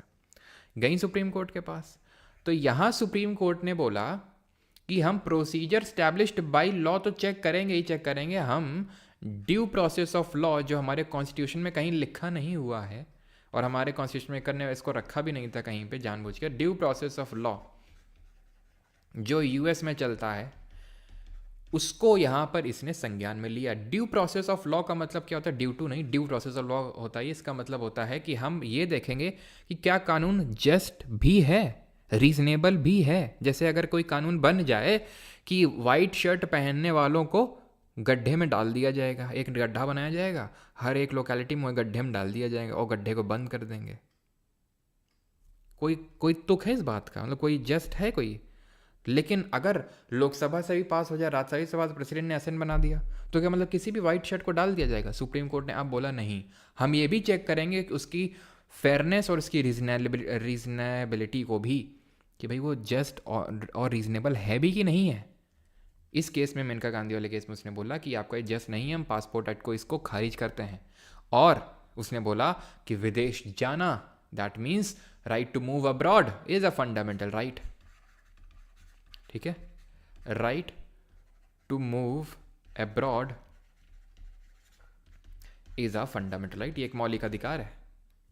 Right to move freely throughout the territory of India, Bharat के अंदर कहीं भी जा घूमते रहो, वो आर्टिकल 19 में है। भारत के बाहर जाना और बाहर से अंदर आना है, वो 21 में है। और जब ये आया ड्यू प्रोसेस ऑफ लॉ, तो आर्टिकल नंबर 21 का जो जुरिस्डिक्शन था, क्षेत्राधिकार, तो बहुत बढ़ गया, बहुत वाइड इसका स्कोप है, इतने राइट है ना इसमें ये कुछ पूछो नहीं। तभी मैं बोलता हूँ कि अगर आपको सारे राइट्स अच्छे से याद हैं 14 से लेकर 35 तक, या फिर 14 से लेकर 32 तक अगर हम बोले तो, और फिर अगर आपको कोई ऐसा राइट मिल जाए जो आपको यार लगे कि यार ये कहाँ से पूछ लिया, तो गो विद आर्टिकल नंबर 21, क्योंकि ये बहुत बड़ा है। इसमें आपका राइट टू प्राइवेसी भी है। अब राइट टू प्राइवेसी, ये जो पर्टिकुलर है राइट टू प्राइवेसी, ठीक है, राइट टू प्राइवेसी है ये, ठीक है, ये आपका जो AK गोपालन केस हुआ था उसमें निकल के आया था ये, ठीक है, राइट टू प्राइवेसी। और ये अभी UPSC का जो पेपर हुआ था उसमें भी पूछा था इस चीज़ को, राइट टू प्राइवेसी को, ठीक है। तो आर्टिकल 21 में क्या क्या है? राइट टू हेल्थ है, राइट टू स्लीप है, जितना आप सोच नहीं सकते उससे भी ज़्यादा चीज़ें हैं। हेल्थ है, राइट टू हेल्थ है, राइट टू स्लीप है, राइट टू स्पीडी, जो वो चलता है ना, क्या मतलब कोई केस हो जाता है तो उसको क्या बोलते हैं जब वो चलता है? अरे जब कोई केस, मतलब जल्दी से केस को कोई सॉल्व करना है। और राइट अगेंस्ट हैंडकफिंग है, और राइट टू प्रॉपर स्लीप हो गया, हेल्थ हो गया, मतलब आप जितना इसमें सोच सकते हैं ना, right to pollution free environment हो गया, ये सब कुछ आर्टिकल नंबर 21 में पड़ा हुआ है, ठीक है। लेकिन इस राइट का जो है अपने घर पे इस्तेमाल मत करने लग जाना कि राइट टू स्लीप है, मम्मी उठा रही हैं, अरे मम्मी राइट टू स्लीप है, तुम कुछ कर नहीं सकते हो, ठीक है बेटा। सुप्रीम कोर्ट के सामने, जो मम्मी के सामने सुप्रीम कोर्ट हाई कोर्ट की भी नहीं चलेंगी, वहीं चप्पल से बजाए जाओगे कोर्ट के सामने। तो ये सारी हरकतें मत करना, ठीक है। मम्मी के सामने गिव अप कर लेना कि भाई, और मान लेना कि your fundamental right are limitless, और यहाँ पे रीजनेबल रिस्ट्रिक्शन है ठीक है। तो जब भी कोई इस तरह का आर्टिकल मतलब राइट आपसे पूछ ले जो आपको समझ में ना कि कहाँ पर है, तो आर्टिकल 21 में होगा। Right to shelter, medical care, right to food, privacy, livelihood, ये सब चीज़ें। ठीक है, चलिए आगे बढ़ते हैं अभी और आते हैं आर्टिकल नंबर 21 क्लॉज ए में। अब क्योंकि अब देखें तो 21 के बाद 22 आना चाहिए था, बट यहाँ पे क्लॉज ए है, यानी कि इसको अलग से ऐड किया गया होगा, तभी तो ऐसा क्लॉज लगाना पड़ा यहाँ पे। और ये है राइट टू एजुकेशन, है ना। जैसे कि आप कपड़ा सिलवाओ और ऊपर से अगर मान लो कि कोई कुछ ऊपर से अलग से अगर कुछ कपड़ा लगाओगे तो अलग से साफ दिख जाएगा, वैसे ही ये क्लॉज जो है मैं अलग से बता देता है कि इसको अमेंडमेंट से ऐड किया गया था। तो ये है राइट टू एजुकेशन, यानी कि शिक्षा का अधिकार। लेकिन कैसा एजुकेशन, ध्यान रखना, प्राइमरी एजुकेशन, प्राथमिक शिक्षा। ऐसा नहीं कि आपको हायर एजुकेशन का भी फंडामेंटल राइट है। इसको हमने 86th अमेंडमेंट जो 2002 में हुआ था उससे ऐड किया था। It guarantees the right to free and compulsory education for children between, ये एज के जो बच्चे हैं उनके लिए। ठीक है, और इसके लिए एक राइट टू एजुकेशन एक्ट भी लाया गया था इसको और अच्छे से इम्प्लीमेंट करने के लिए। राइट टू एजुकेशन एक्ट कब, 2009 में, 2009 में। आगे बढ़ते हैं 22, protection against arrest and detention, यानी कि कुछ दशाओं में गिरफ्तारी और निरोध से संरक्षण। अरेस्ट और डिटेंशन के केस में, अब ये डिटेंशन यानी आपको धर लिया गया है, दो केस में धरा जा सकता है, दो तरह से। एक को बोलते हैं प्यूनिटिव और एक को बोलते हैं प्रिवेंटिव। प्यूनिटिव और प्रिवेंटिव में क्या डिफरेंस होता है? तो प्यूनिटिव का मतलब होता है आपने क्राइम कमिट कर दिया है। प्रिवेंटिव का मतलब है कि आपने क्राइम कमिट किया नहीं है, क्राइम करने से पहले ही आपको धर लिया गया है। इसलिए जैसे AK गोपालन जी को धरा गया था कि आप क्राइम कर सकते हैं, उस संशय में ही आपको धर लिया गया है। तो आपके पास क्या अधिकार है अगर आपको धर लिया गया है? तो राइट टू बी इन्फॉर्म्ड, आपको बताया जाएगा कि क्यों धरा गया है। Right to be defended by a legal practitioner, यानी आपको एक लीगल प्रैक्टिशनर, एक वकील मिलेगा। आपको पता है जैसे मुंबई हमलों का जो दोषी था, है ना, तो उस तक को हमने एक वकील दिया था, क्योंकि हमारे यहाँ पर ये फंडामेंटल राइट है कि चाहे भले कितना ही बड़ा कोई क्रिमिनल चार्जेस किसी के अगेंस्ट क्यों ना लगे हों, उसको भी राइट ऑफ रिप्रेजेंटेशन है। लीगल प्रैक्टिशनर उसको एक रिप्रेजेंट करेगा, चाहे भले कितना बड़ा ही कोई क्रिमिनल जघन्य अपराध क्यों ना किया हो किसी ने। Right to be produced before a magistrate within 24 hours, 24 घंटे के अंदर आपको मजिस्ट्रेट जो कि पुलिस से नहीं है वो कि उसके सामने आपको पेश किया जाएगा, और अगर उसने नहीं आपके फर्दर डिटेंशन को बोला तो आपको रिलीज़ किया जाएगा तुरंत। ये प्यूनिटिव डिटेंशन में। प्रिवेंटिव में क्या है? तो प्रिवेंटिव में भी पहला वाला सेम है कि आपको इन्फॉर्म किया जाएगा, आपको लीगल प्रैक्टिशनर दिया जाएगा, और एक चीज़ जो अलग है, इससे अलग है, वो ये है, एंड दैट इज़ कि आपका जो डिटेंशन है वो 3 महीने से ज़्यादा का नहीं हो सकता है। आपका डिटेंशन 3 महीने से ज़्यादा का नहीं हो सकता है, अनलेस एक एडवाइजरी बोर्ड बैठे जिसमें कि हाई कोर्ट के जजेस होंगे और वो बोले कि नहीं यार इसको 3 महीने से ज़्यादा धरने की ज़रूरत है। प्रिवेंटिव है ये, यानी कि आपने क्राइम किया नहीं है, सिर्फ संशय में धरा गया है, तो 3 महीने से ज़्यादा आपको धरा नहीं जा सकता है। धरा जा सकता है तो तभी अगर कोई एडवाइजरी बोर्ड जिसमें कि हाई कोर्ट के मेंबर होते हैं वो बैठते हैं और वो बोलते हैं तब। ठीक, किसी को यहाँ तक डाउट हो तो पूछ लो, नहीं हम आगे बढ़ते हैं राइट अगेंस्ट एक्सप्लॉयटेशन। अब एक डाउट तो आप लोगों का बिना देखे मुझे पता है, या तो आप लोगों ने लिखा होगा या तो नहीं लिखा होगा, मैं पहले ही बता देता हूँ क्या डाउट आया होगा। वो डाउट होगा कि आर्टिकल नंबर, तानिया पॉलिटी में फ्लोरा फौना पूछ रही है, एवरेज ही कोई एक डाउट वो होगा, एंड दैट इज़ कि 20 और 22 में क्या अंतर है। 20 में भी ऐसा कुछ क्रिमिनल को देख रहे थे राइट, मतलब फंडामेंटल राइट प्रोवाइडेड है, यहाँ पे भी क्रिमिनल टाइप दिख रहा है, कोई फंडामेंटल राइट प्रोवाइडेड है, तो दोनों को एक ही आर्टिकल में क्यों नहीं रख दिया?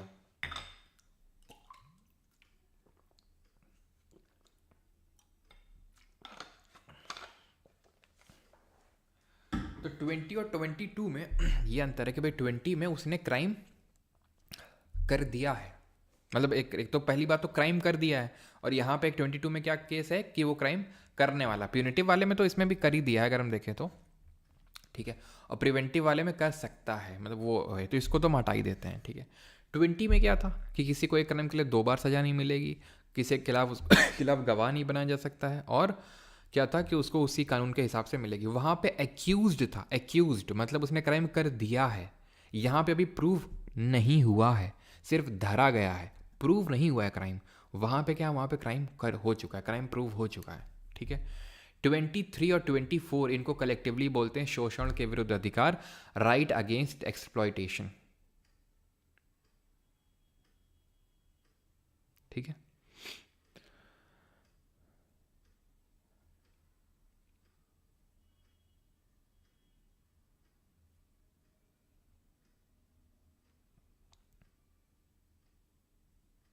एक एक गोपालन समझ नहीं आया। तो एक एक गोपालन जी को धर लिया गया था, ठीक है, प्रिवेंटिव डिटेंशन वाले टाइप केस में। तो उन्होंने बोला कि भाई ये मेरे आर्टिकल 21 का वॉलेशन है। सुप्रीम कोर्ट ने बोला कि ये वॉलेशन नहीं है क्योंकि इसको लेके एक एक्ट पहले से ही कानून बना हुआ है और 21 में लिखा हुआ है कि राइट टू लाइफ छीनी जा सकती है अगर अगर विधि मतलब अगर लॉ बनाने का जो प्रोसीजर है उसको प्रॉपरली फॉलो किया गया और उसके तहत कोई लॉ बना है तो।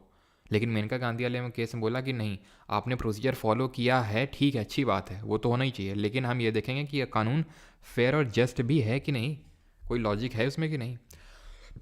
अब हम देखेंगे शोषण के विरुद्ध अधिकार दो है, 23 24। ये बात करता है prohibition of traffic in human being and force labour, जिसको कि हम बेगार भी बोलते हैं, फोर्स लेबर को, ठीक है, बेगार लिखा हुआ है। बेगार का मतलब होता है आपने किसी से काम करवा लिया लेकिन पैसे नहीं दिए, बंधुआ मजदूरी टाइप, यानी कि स्लेव वगैरह नहीं बनाए जा सकते हैं। जैसे पहले के टाइम पे क्या होता था कि है ना, जो है तो हाई कास्ट के हैं या फिर जो अमीर लोग हैं वो नीचे वालों को क्या करते थे, स्लेव बना के रखते थे कि तुम्हें हमारे घर का काम करना पड़ेगा, शादी का टाइम चल रहा है तो तुम्हें शादी में आके लोगों को खाना देना होगा, जब शादी हो जाएगी तो साफ़ सफाई तुम्हें को करनी पड़ेगी। तो ये सारा काम होता है जिसको कि हम बेगार बोलते, आप काम करवा रहे हो लेकिन पैसा नहीं दे रहे हो, ठीक है। आज भी वैसे तो होता है, जैसे हमारे गांव में क्या है, एक लोग हैं बड़े तेज़ हैं, वो क्या करते हैं, उनकी काफ़ी खेती है तो वो क्या करते हैं, थोड़े जो नशेड़ी टाइप के लोग हैं उनको पकड़ के रखते हैं, ठीक है, पूरे दिन काम करवाते हैं, शाम को समझ रहे हो दे देते हैं, ख़त्म, ठीक है। कहाँ सोने होने की जगह भी नहीं देनी है, अपना कहीं पड़े रहेंगे, सुबह फिर आके घूम के वहीं आ जाएंगे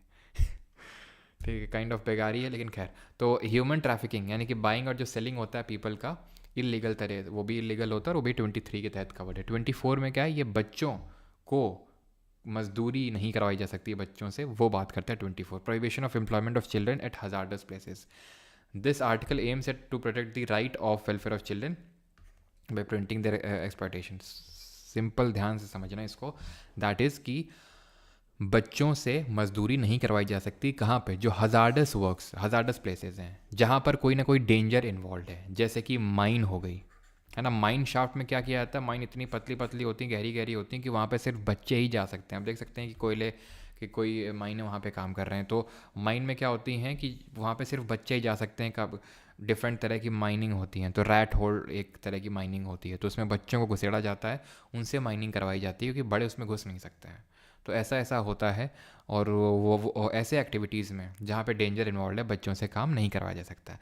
क्या सेफ़ वाले प्लेसेस में करवाया जा सकता है, बिल्कुल करवाया जा सकता है। जैसे परचून की दुकान में आपने देखा होगा कि बच्चे काम कर रहे हैं, सामान दे रहे हैं, तो हजार्डस नहीं है, लेकिन वो काम भी नॉन स्कूल आवर्स में ही सिर्फ करवाया जा सकता है, स्कूल आवर्स में वो भी नहीं करवाया जा सकता है। अब आते हैं right to freedom of religion. इस राइट को मैंने क्या बोला था, इसको बोला गया है हॉल मार्क ऑफ डेमोक्रेसी। क्यों? क्योंकि ये एक तरह से सेकुलरिज्म की बात करता है, सेकुलरिज्म की भावना को जो है प्रमोट करता है, तो इसके लिए इसको हम हॉलमार्क ऑफ डेमोक्रेसी बोलते हैं। तो 25 से लेकर 28 के बीच में है ये, ठीक है। कितने राइट हुए जरा बताएंगे। 25 में क्या है, freedom of conscience and free profession practice and propagation of religion.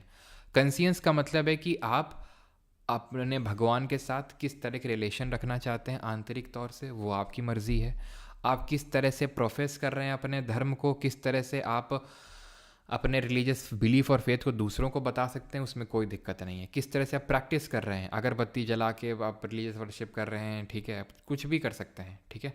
तो मतलब वो है राइट टू प्रैक्टिस। अगेन कुछ भी कर सकते हैं, दैट डजेंट मीन कि आपके राइट लिमिटलेस हैं। ऐसा कुछ भी कर सकते हैं, ऐसा मतलब नहीं है कि आप वही ना कि रात के 12 बजे जो है माता के जगराते कर रहे हैं, ठीक है, सुबह 4 बजे से अजान पढ़ रहे हैं, तो डिस्टर्ब नहीं होना चाहिए किसी को, किसी के बाकी किसी, क्योंकि राइट टू स्लीप भी तो एक राइट है, आर्टिकल 21। तो अगर आप रात में या फिर सुबह ये सब करोगे एक्टिविटी लाउड स्पीकर लगा के, तो मेरा राइट टू स्लीप हर्ट होगा, ठीक है। तो वो चीज़ तो रीजनेबल रिस्ट्रिक्शंस तो रहते ही हैं। और राइट टू प्रोपगेट, आप अपने धर्म का प्रचार भी कर सकते हैं, लेकिन यहाँ पे जबरन धर्म परिवर्तन यानी कि फोर्सफुल रिलीजियस कन्वर्जन्स जो हैं वो प्रोहिबिटेड है, ठीक है। तो यानी कि एक इंडिविजुअल को यहाँ पे राइट मिला हुआ है 25 में, वहीं 26 में एक रिलीजियस ग्रुप, रिलीजियस डिनोमिनेशन को यहाँ पे राइट मिले हुए हैं। क्या राइट मिले हुए हैं कि आप अपने रिलीजियस और चैरिटेबल पर्पसेस जो है उनको मैनेज कर सकते हो, स्टैब्लिश कर सकते हो, आप रिलीजियस अफेयर्स को मैनेज कर सकते हो, आप मूवेबल और इमूवेबल प्रॉपर्टी को ओन और एक्वायर कर सकते हो। मूवेबल मतलब गाड़ी वगैरह कोई हो गई, इमूवेबल का मतलब प्रॉपर्टी वगैरह हो गई जो मूव कर सकती है, जो मूव नहीं कर सकती है, और आप उस प्रॉपर्टी को लॉ के हिसाब से एडमिनिस्टर भी कर सकते हो। तो 26 में जो रिलीजियस डिनोमिनेशन जो ग्रुप है उनको राइट मिला हुआ है। अब इसमें यह ध्यान रखिएगा, ये क्लॉज हैं, क्लॉज 1, क्लॉज 2, क्लॉज 3 और क्लॉज 4। तो क्लॉज के हिसाब से थोड़ा सा देखिएगा इसमें, ठीक है। पहला तो क्या है कि establish and maintain religious and charitable purposes, दूसरा अफेयर्स है, तीसरा प्रॉपर्टी, और चौथा उस प्रॉपर्टी को आप लॉ के हिसाब से एडमिनिस्टर कर सकते हैं। काइंड ऑफ आर्टिकल 26 हमें कलेक्टिव फ्रीडम ऑफ रिलीजन देता है। धार्मिक स्वतंत्रता का अधिकार तो 25 भी है, 26 भी है। 25 क्या है, ये एक इंडिविजुअल को मिला हुआ है, ये ग्रुप को मिला हुआ है। 27 में है कि धर्म के नाम पे टैक्स नहीं लगाया जा सकता है। तो 27 में टैक्स वर्ड को, ये कीवर्ड को ध्यान रखना है, टैक्स नहीं लगाया जा सकता, या फिर टैक्स के पैसे को किसी एक धर्म के प्रचार में यूज़ नहीं किया जा सकता है, सारे धर्म को प्रचार में यूज़ किया जा सकता है। और इसमें आर्टिकल जो 27 है ये टैक्स लेवी करने से मना करता है, फीस लगाई जा सकती है। जैसे कि आप किसी धार्मिक उसमें गए, स्थल में गए, मान लो टेम्पल वगैरह में, तो वहाँ पे कुछ नॉमिनल फीस ली जा सकती है जूता चप्पल रखने के लिए और इस तरह से। तो टैक्स तो प्रोहिबिटेड है, बस फीस प्रोहिबिटेड नहीं है इसमें, ठीक है। तो 27 में टैक्स ध्यान रखना। 28 में क्या है, किसी रिलीजियस इंस्टीट्यूशन में, मतलब किसी भी शिक्षण संस्थान में जहाँ पे सरकार का पैसा आ रहा हो, वहाँ पे धार्मिक शिक्षा नहीं दी जा सकती है, रिलीजियस इंस्ट्रक्शंस नहीं दिए जा सकते हैं। सिंपल, कोई भी एजुकेशनल इंस्टीट्यूशन है जो कि स्टेट फंड से, वो स्टेट का फंड आ रहा है वहाँ पे, तो वहाँ पे कोई रिलीजियस इंस्ट्रक्शन नहीं दिया जा सकता है कि टोपी पहन के आना है, तिलक लगा के आना है, कुछ भी, ठीक। दैट मीन्स कि अगर कोई इंस्टीट्यूशन, एजुकेशनल इंस्टीट्यूशन किसी रिलीजियस एंडोवमेंट या ट्रस्ट से बना है, किसी रिलीजियस एंडोवमेंट या ट्रस्ट से बना है, जैसे हिंदू ट्रस्ट बोर्ड है, अब उस बोर्ड को पैसा हिंदू लोग देते हैं कि भाई ये पैसा लो, हिंदू धर्म का प्रचार करो। अब वो उसके पैसे के तहत एक इंस्टीट्यूशन बनाते हैं, ठीक है। इंस्टीट्यूशन जब बनाते हैं तो वहाँ पे वो बोलते हैं कि भाई तिलक लगा के आना है, सुबह हम प्रार्थना में जो है तुम वो इतनी शक्ति हमें दो ना दाता, यही गाएंगे। तो गाना पड़ेगा, तिलक लगा के आना पड़ेगा अगर आपको उसमें पढ़ना है, क्योंकि वो हिंदू एंडोवमेंट ट्रस्ट के तहत मेंटेन्ड है, सरकार का पैसा नहीं आ रहा वहाँ पे। क्योंकि भाई हिंदू लोगों ने पैसा इसीलिए दिया ना कि प्रचार उनके धर्म का, तो वहाँ पे दिए जा सकते हैं रिलीजियस इंस्ट्रक्शन अगर किसी एंडोवमेंट और ट्रस्ट के तहत बना है तो, ठीक है। और यहाँ पे मतलब और डीप में मैं ज़्यादा और जा नहीं रहा हूँ डीप में, जैसे क्योंकि उतना नीडेड है नहीं, खासकर क्योंकि यहाँ पे कोर हमारा एग्जाम है एसएससी, ठीक है। मैं कुछ कहीं कहीं पे थोड़ा चला जाता हूँ इधर उधर, इसलिए कि अगर आप किसी और एग्जाम में बैठते हो सीडीएस और सीए पे, फिर अपने स्टेट पीसीएस में, तो वो चीज़ें थोड़ी सी काम आ जाए अगर मुझे लगता है कि यार ये एसएससी में भी पूछ सकता है तो, ठीक है। जैसे कि कहीं पे भी धार्मिक मतलब इंस्ट्रक्शंस नहीं दिए जा सकते हैं किसी के परमिशन के बिना। जैसे फॉर एग्जांपल अगर मैं अपनी बात करूँ तो मैं एक क्रिश्चियन स्कूल में, जैसे कि बाद में मैं पढ़ा था, मतलब जो मैंने हायर एजुकेशन करी थी, हायर एजुकेशन मतलब वो नहीं, मैं कॉलेज की बात नहीं कर रहा हूँ, स्कूल में ही, ठीक है। तो वहाँ पे क्या होता था कि अंग्रेजी में ही प्रेयर होती थी, आज तक कुछ समझ नहीं आया, बस आखिरी शब्द समझ में आता था एमेन, ठीक है। तो मतलब कॉन्स्टिट्यूशनली देखा जाए तो आप किसी की कंसेंट के बिना कुछ किसी चीज़ को बाध्य नहीं कर सकते हैं। खैर, तो ये चीज़ आप पढ़ सकते हैं। और अभी आते हैं कल्चरल एंड एजुकेशनल राइट्स में, यानी कि सांस्कृतिक एवं शिक्षा का अधिकार है ये 29 और 30। 29 इनको हम राइट्स ऑफ माइनॉरिटीज़ भी बोलते हैं, ये हमारे आखिरी राइट्स हैं, ठीक है। मतलब 5वें राइट हैं, 6 राइट हैं, आखिरी जो हमारा है वो कोई काइंड ऑफ राइट नहीं है, मतलब राइट है तो, लेकिन उसमें ऐसे कुछ अलग चीज़ें पढ़नी है। तो ये राइट ऑफ माइनॉरिटीज़ भी कहा जाता है। और एक चीज़ ध्यान रखना, माइनॉरिटी जो शब्द है वो कहीं पे भी डिफाइंड नहीं है कॉन्स्टिट्यूशन में। इसको हम सांस्कृतिक एवं शिक्षा का अधिकार बोलते हैं। तो 29 में क्या दिया हुआ है, protection of interest of minorities, यानी कि citizens with a distinct language, script और culture have the right to preserve it, यानी कि भाषा, लिपि और संस्कृति को बनाए रखने का अधिकार है। और ये अधिकार प्रोवाइडेड सिर्फ माइनॉरिटी को नहीं है, बल्कि यहाँ पे लिखा हुआ है जो keyword, that is any section of citizen, any section of citizen जिसका कोई डिस्टिंक्ट लैंग्वेज, स्क्रिप्ट और कल्चर है, उसके पास ये अधिकार इसको प्रिजर्व कर सकता है। मतलब मैं कोई एक अनोखी भाषा बोलता हूँ, जैसे मान लो मेरी गांव में भाषा जो मान लो बोली जाती है कि जैसे, ठीक है तो वो जो भाषा बोली जाती है, अगर मुझे लग रहा है कि यार नहीं, लोग अब बोल नहीं रहे उस भाषा को, मुझे उसको प्रिजर्व करना है, कंजर्व करना है, मैं कर सकता हूँ। ठीक है, कोई कल्चर है मान लो, ठीक है, मान लो कि मेरा कोई कल्चर है, फॉर एग्जांपल कल्चर ये हो सकता है कि मान लो कि कल्चर ये है, कुछ भी बहुत अलग अलग तरह के कल्चर होते हैं, जैसे कि कोई भी कल्चर हो सकता है, जैसे कि होली के टाइम पे हमारे यहाँ पे मतलब जैसे अब अगर हमारे यहाँ बात करें तो हमारे एक फाग करके आती है, फाग तुम लोगों को पता नहीं, पता होगा कि नहीं पता होगा, वो मंजीरा वंजीरा करके बजाते हैं, तो क्या होता है होली के दिन शाम को वो आती है, हर घर में जाती है फाग, ठीक है, कुछ लोग गाँव के वो फाग गाने जाते हैं, तो एक कल्चर का पार्ट है, तो उसको मैं प्रिजर्व कर सकता हूँ। तो ये सिर्फ ऐसा नहीं कि माइनॉरिटी को ही मिला हुआ है। अब माइनॉरिटी क्या होता है, माइनॉरिटी भी काफ़ी सब्जेक्टिव है।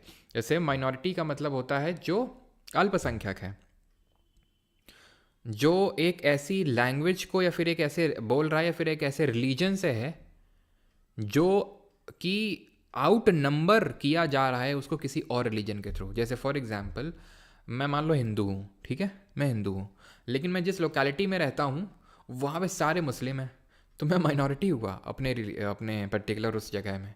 लेकिन एज अ कंट्री में अगर आप देखोगे तो हिंदूज ज़्यादा हैं मुस्लिम कंपैरिजन में, तो उस केस में मैं मेजॉरिटी हुआ, मुस्लिम्स माइनॉरिटी हो गए, है कि नहीं। तो ये होता है माइनॉरिटी। लेकिन ये जो राइट है 29, ये एनी सेक्शन ऑफ सिटीजन लिखा हुआ है, इनकी कोई भी कर सकता है, ठीक है। और राइट टू एजुकेशन में भी इसमें राइट टू एजुकेशन भी है, that is no citizen can be denied admission to a state maintain educational institution और one that receive state funds based on the religion, race, caste और language. यानी कि अगर कोई एक ऐसा इंस्टीट्यूशन है जहाँ पे स्टेट से फंड आ रहा है, स्टेट का मतलब ये आपको पता है क्या, यानी सरकार से पैसा आ रहा है, सिंपल, तो उसमें एडमिशन मना नहीं किया जा सकता एडमिशन को लेके कि आपको एडमिशन नहीं मिलेगा, ठीक है, कि आप इस पर्टिकुलर रिलीजन से या फिर इस पर्टिकुलर लैंग्वेज बोलते हैं, आपको एडमिशन मिलेगा अगर आप उस पर्टिकुलर इंस्टीट्यूशन में जा रहे हैं जहाँ पे स्टेट से पैसा आ रहा है। 30 क्या है, ये है सिर्फ माइनॉरिटीज़ के लिए। और कैसी माइनॉरिटीज़ के लिए, रिलीजियस माइनॉरिटीज़ और लिंग्विस्टिक माइनॉरिटीज़, यानी कि धर्म के हिसाब से जो माइनॉरिटीज़ हैं और जो भाषा के हिसाब से माइनॉरिटीज़ हैं। They shall have right to establish and administer educational institution of their own choice, यानी उनके पास ये पावर दी है इस आर्टिकल ने कि आप अपने मन मुताबिक अपना कोई एजुकेशनल इंस्टीट्यूशन इस्टेब्लिश कर सकते हैं और अपने हिसाब से उसको एडमिनिस्टर कर सकते हैं, चला सकते हैं, ठीक है। And making any law providing for the compulsory acquisition of any property of an educational institution established and administered by the minority state shall ensure that the amount fixed by, और मतलब इस सिंपल यार, इसमें ये मत पढ़ो, मैं बता देता हूँ क्या है ये।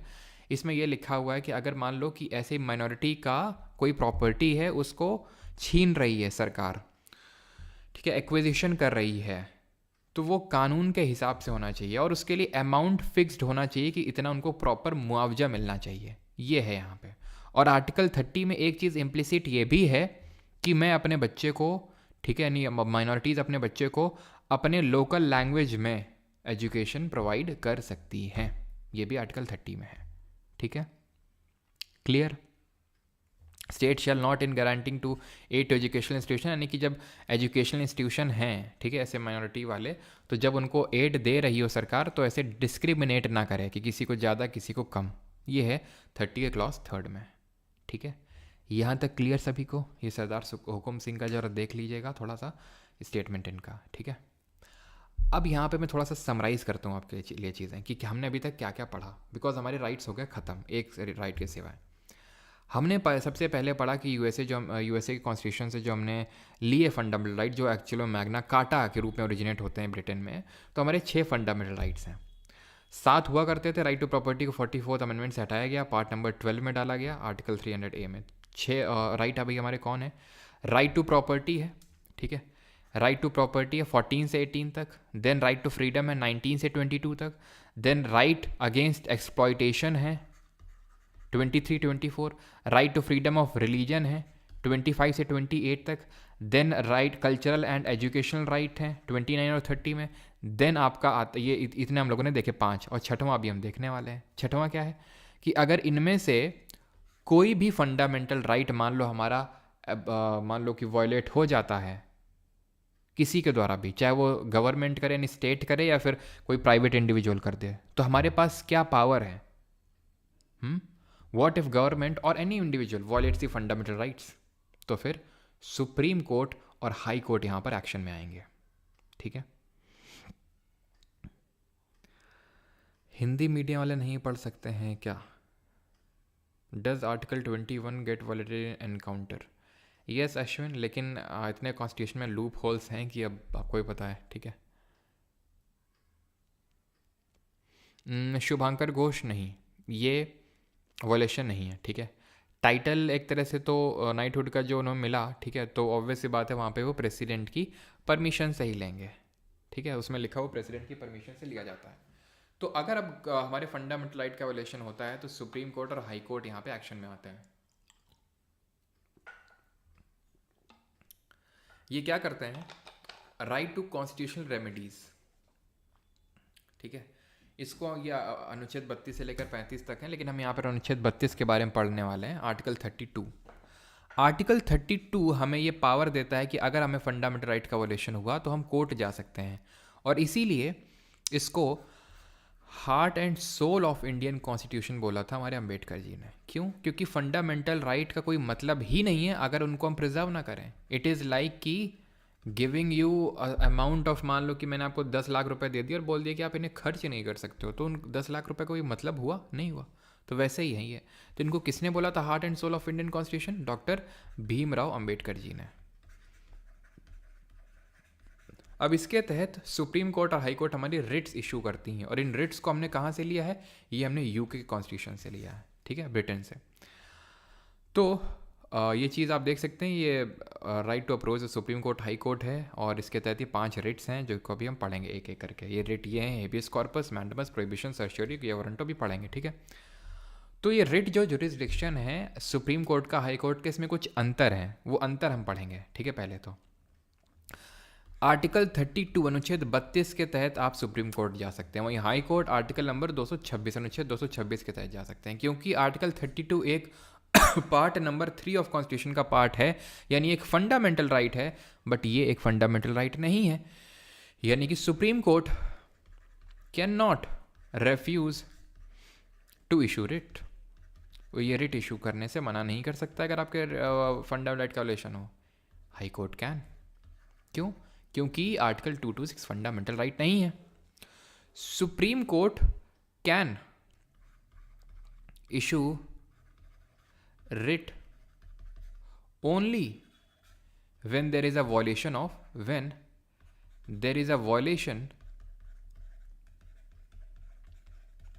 of फंडामेंटल राइट्स, मौलिक अधिकारों का अगर वॉयलेशन हो तब।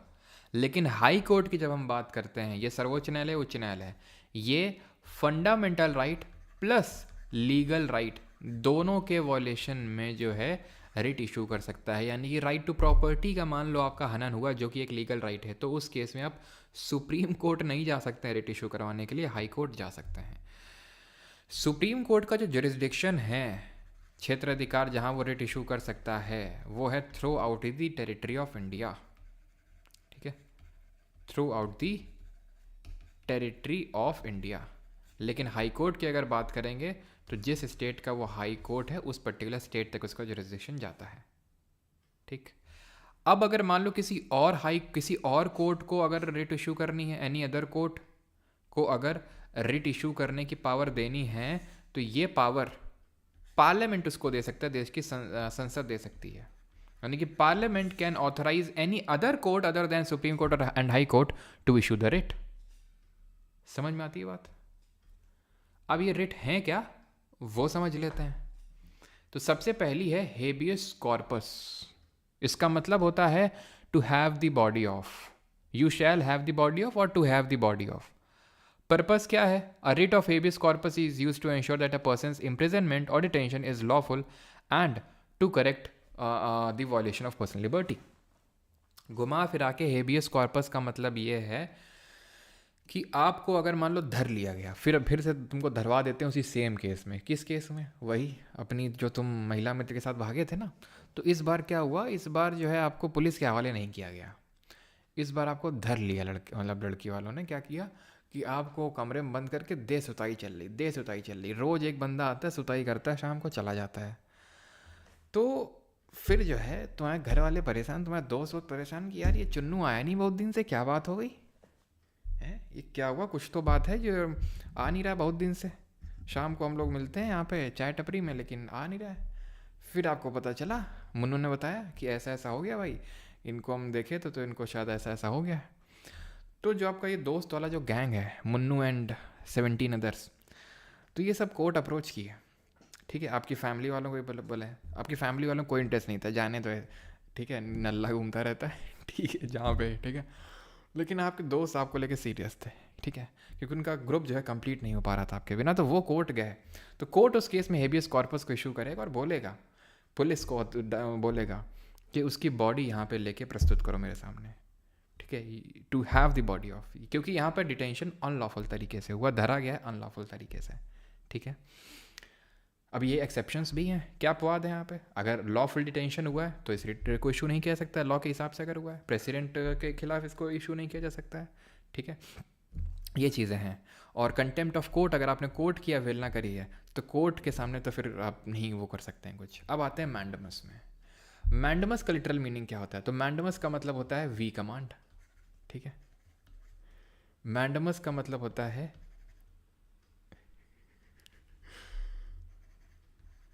We command, mandamus. मैंडमस का मतलब, मैंडमस रिट को तब इशू किया जाता है जब कोई एक गवर्नमेंट सर्वेंट मैंडेटरी काम नहीं कर रहा है। जैसे कि ये लेखपाल है हमारे, तुम गए लेखपाल, ये एक काम करो लेखपाल जी, हमारा ये बना दो, क्या कहते हैं, क्या उसको बोलते हैं, EWS वाला सर्टिफिकेट बना दो। लेखपाल के फेस पे स्माइल है, तो लेखपाल तुम्हें हिंट दे रहे हैं, तुम समझ नहीं पा रहे हो, तुम अभी ठहरे कच्चे इस मामले में। सीधा सीधा उन्हें बोलना ही पड़ा कि भाई कुछ देना पड़ेगा तभी बन पाएगा। पहले तो वो टाले बना नहीं रहे हैं, समझ नहीं पा रहे हो तुम कि वो कुछ मांगने की कोशिश कर रहे हैं, तो टाल रहे हैं। तो ये एक तरह से जो इनको काम करना चाहिए वो नहीं कर रहे हैं, तो उस केस में मैंडमस की इशू हो सकती है। जब कोई एक गवर्नमेंट सर्वेंट कोई मैंडेटरी काम नहीं कर रहा है तब, यानी इस रिट को इशू कब नहीं किया जा सकता है, तब नहीं किया जा सकता जब कोई एक प्राइवेट एंटिटी, जैसे फॉर एग्जांपल मैं हूँ, अगर मैं तुम्हारी क्लास ना लूँ, मैं बोलूँ कि बेटा बैच ख़त्म हो गया, यहीं पे ख़त्म हो गया आज से, तो तुम कोर्ट नहीं जा सकते हो कि ये तो इनका मैंडेटरी काम है, अभी पूरा ये पॉलिटी कंप्लीट नहीं करवाए, पूरा इकोनॉमिक्स साइंस सब कुछ बाकी, अभी तो कुछ करवाए नहीं, बोल दिए बैच ख़त्म, तुम नहीं जा सकते हो कोर्ट क्योंकि मैं गवर्नमेंट सर्वेंट नहीं हूँ। दूसरा, अगर गवर्नमेंट सर्वेंट का वो काम मैंडेटरी नहीं है तो भी, अब मैंडमस से आप मैंडेटरी करके इसको याद कर सकते हैं। प्रोहिबिशन, जहाँ प्रोहिबिट किया जा रहा हो, इसका मतलब होता है वी फॉरबिड, हम तुम्हें मना कर रहे हैं, प्रोहिबिट कर रहे हैं।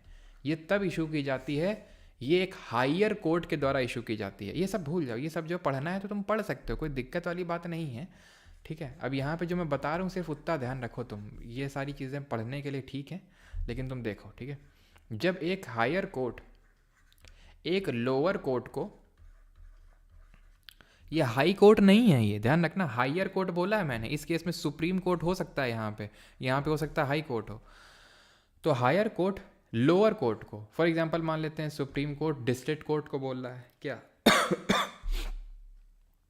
ये हायर कोर्ट लोअर कोर्ट को रिट मतलब तब इशू करता है जब हायर कोर्ट को ये लगता है कि लोअर कोर्ट अपने जुरिस्डिक्शन से बाहर निकलने की कोशिश कर रहा है। जुरिस्डिक्शन का मतलब होता है क्षेत्राधिकार, वो क्षेत्र जहां पर उसका अधिकार चलता है। जैसे फॉर एग्जांपल अगर मान लो कि कोई स्टेट का हाई कोर्ट है, वो किसी और स्टेट को लेके मतलब कुछ चीज़ें बोल रहा है, किसी और स्टेट से उसका लेना देना है, तो उस केस में हायर कोर्ट लोअर कोर्ट को मना करेगा, भाई रुक जाओ वहीं पे, तुम्हारा वहाँ पे जुरिस्डिक्शन एक्सीड नहीं करता है, वहाँ तक नहीं तुम्हारा जुरिस्डिक्शन, तो तुम रुक जाओ वहीं पे, ठीक है। सुपीरियर कोर्ट लोअर कोर्ट को बोल रहा है। सर्श्योरी का मतलब होता है टू बी सर्टिफाइड ऑफ, ये जो लिख रहा हूँ ना, वी कमांड और to have the body of, we forward, ये याद कर लेना, ठीक है। To be certified of directly पूछता है, ऐसा नहीं कि आराम से बैठे हुए हैं बस सर सुन रहे हैं, मज़ा आ रहा है, जो एग्जाम्पल दे रहे हैं सर, वो जो आप अभी बीच बीच में एग्जाम्पल देते हैं ना, एकदम मज़ा आ जाता है कि महिला मित्र के साथ ये गए, हम इमेजिन करने लग जाते हैं। बेटा मज़े ज़्यादा मत लो हैं, अभी पेपर में पूछ लेगा तो वहाँ पे सारे मज़े फेल हो जाएंगे। तो मज़े उतना ही लो जितने में समझ में आ जाए, ज़्यादा मज़े नहीं लेना, इमेजिनेशन पे नहीं चले जाना है तुरंत। टू बी सर्टिफाइड ऑफ, ठीक है, सर्शरी इसको बोलते हैं। तो इसमें क्या होता है, इसमें सेम है प्रोहिबिशन की तरह। हायर कोर्ट या फिर सुपीरियर कोर्ट लोअर कोर्ट को क्या करेगा, अब इस केस में क्या है, लोअर कोर्ट जुरिस्डिक्शन से बाहर निकल चुका है, निकल के उसने कोई डिसीजन भी दे दिया है, कोई फैसला भी सुना दिया, तो हायर कोर्ट पहले तो उस डिसीजन को क्वैश करेगा और फिर उस केस को अपने अंडर में ले लेगा। इस पर मैंने एक रील भी बनाई है बहुत अच्छी, सदगुरु वाले केस में, उसको देखिएगा तो आपको क्लियरली समझ में आ जाएगा मैं क्या बताने की कोशिश कर रहा हूँ आपको यहाँ पे, ठीक है। उस रील को आप जाके देखिएगा जो वहाँ पर पड़ी हुई है शॉर्ट्स में पड़ी हुई, अभी मैंने हफ्ते भर पहले ही डाली थी कि किस तरह से जब मद्रास हाई कोर्ट ने ऑर्डर पास किया कि पुलिस को कि जाओ और वहाँ के आश्रम में रेड मारो, जाके न जाने कितने पुलिस वालों को भेज दिया, तो सुप्रीम कोर्ट ने उसको पहले तो मना किया कि वहीं रुक जाओ, और उस केस को अपने अंडर में लिया और अपने अंडर में ला के उसको ख़त्म कर दिया कि चार्जेस गलत हैं। आखिरी है क्यों वारंटो, क्यों भाई, क्यों बैठे हो तुम यहाँ पे, यानी कि बाई वॉट अथॉरिटी ऑफ, जब कोई एक गवर्नमेंट ऑफिस को एक ऐसा बंदा वहाँ पर बैठा हुआ है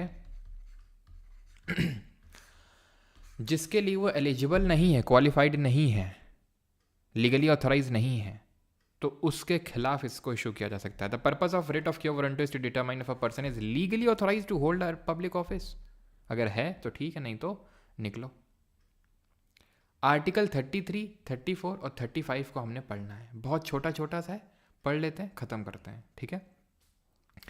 33 जो है 33, it empowers the parliament to restrict the fundamental right to the members of armed forces. तो जो हमारे आर्म्ड फोर्सेस के लोग हैं, कौन से, चाहे वो डिफेंस के हों यानी डिफेंस का मतलब है एयरफोर्स, नेवी और आर्मी, या CAPF के हों, सेंट्रल आर्म पुलिस फोर्सेस के, जैसे कि CISF, CRPF, BSF, ITBP, Assam rifle, ये सब हो गए, इन सब के मौलिक अधिकारों को लिमिट कर देगी पार्लियामेंट। जैसे कि अब इनको बोल देगी कि आप अपनी फेसबुक इंस्टाग्राम पे प्रोफाइल नहीं बना सकते हैं, पिक्चर्स पोस्ट नहीं कर सकते हैं, वर्दी में पिक्चर पोस्ट नहीं कर सकते हैं, तो ये नहीं बोल सकते हैं कि ये हमारे आर्टिकल नंबर 19 का वॉयलेशन है। ये क्या नहीं बोल सकते हैं कि हमारे आर्टिकल नंबर 19 का वॉयलेशन है, ये नहीं बोल सकते हैं, क्योंकि इनके राइट्स जो हैं लिमिटेड रहेंगे according to the article number 33। इसमें वो सभी, चाहे वो कुक माली से लेके हाई ग्रुप ए का जो ऑफिसर है, सब तक ये बात लागू होती है। लेकिन एक्चुअल में तो अगर देखा जाए तो हायर ऑफिसर्स के लिए तो क्या ही होता है, हायर ऑफिसर्स तो नीचे वालों को नौकर बना के रखते हैं कायदे का, ये रियलिटी है, ठीक है, एकदम कायदे का नौकर बना के रखते हैं, ठीक है, डिसिप्लिन के नाम पे न जाने क्या क्या करवाते हैं, ठीक है। खैर, तो ये चीज़ें होती हैं। जैसे कि अगर मैं CAPF की बात करूँ, क्योंकि मेरे फादर थे, ठीक है, तो इसलिए मुझे पता है कि व्हाट्सएप पे DP तक अलाउड नहीं था कि आप इस तरह से लगा सकते हैं वर्दी में, ठीक है, व्हाट्सएप पे। लेकिन वही मैं देखता हूँ जो CAPF जो UPSC का पेपर होता है, UPSC CAPF, उसके तहत जो असिस्टेंट कमांडेंट बनते हैं वो यूट्यूब पे गाइडेंस प्रोग्राम चला रहे हैं भाई साहब, हैं, रील बन नहीं है फुल्ली, ठीक है, खुलेआम, लेकिन वहीं एक कांस्टेबल को ये चीज़ अलाउड नहीं है। तो ये दोहरा है कि नहीं, और लेकिन डिसिप्लिन के नाम पे सब अलाउड होता है ये सारी चीज़ें। तो ये होता है कि पार्लियामेंट जो है हमारे आर्म फोर्सेस के जो पर्सनल्स हैं उनके राइट्स को लिमिट कर सकता है। 33, 34, it provides for the restriction on fundamental rights while martial law is in force in an area.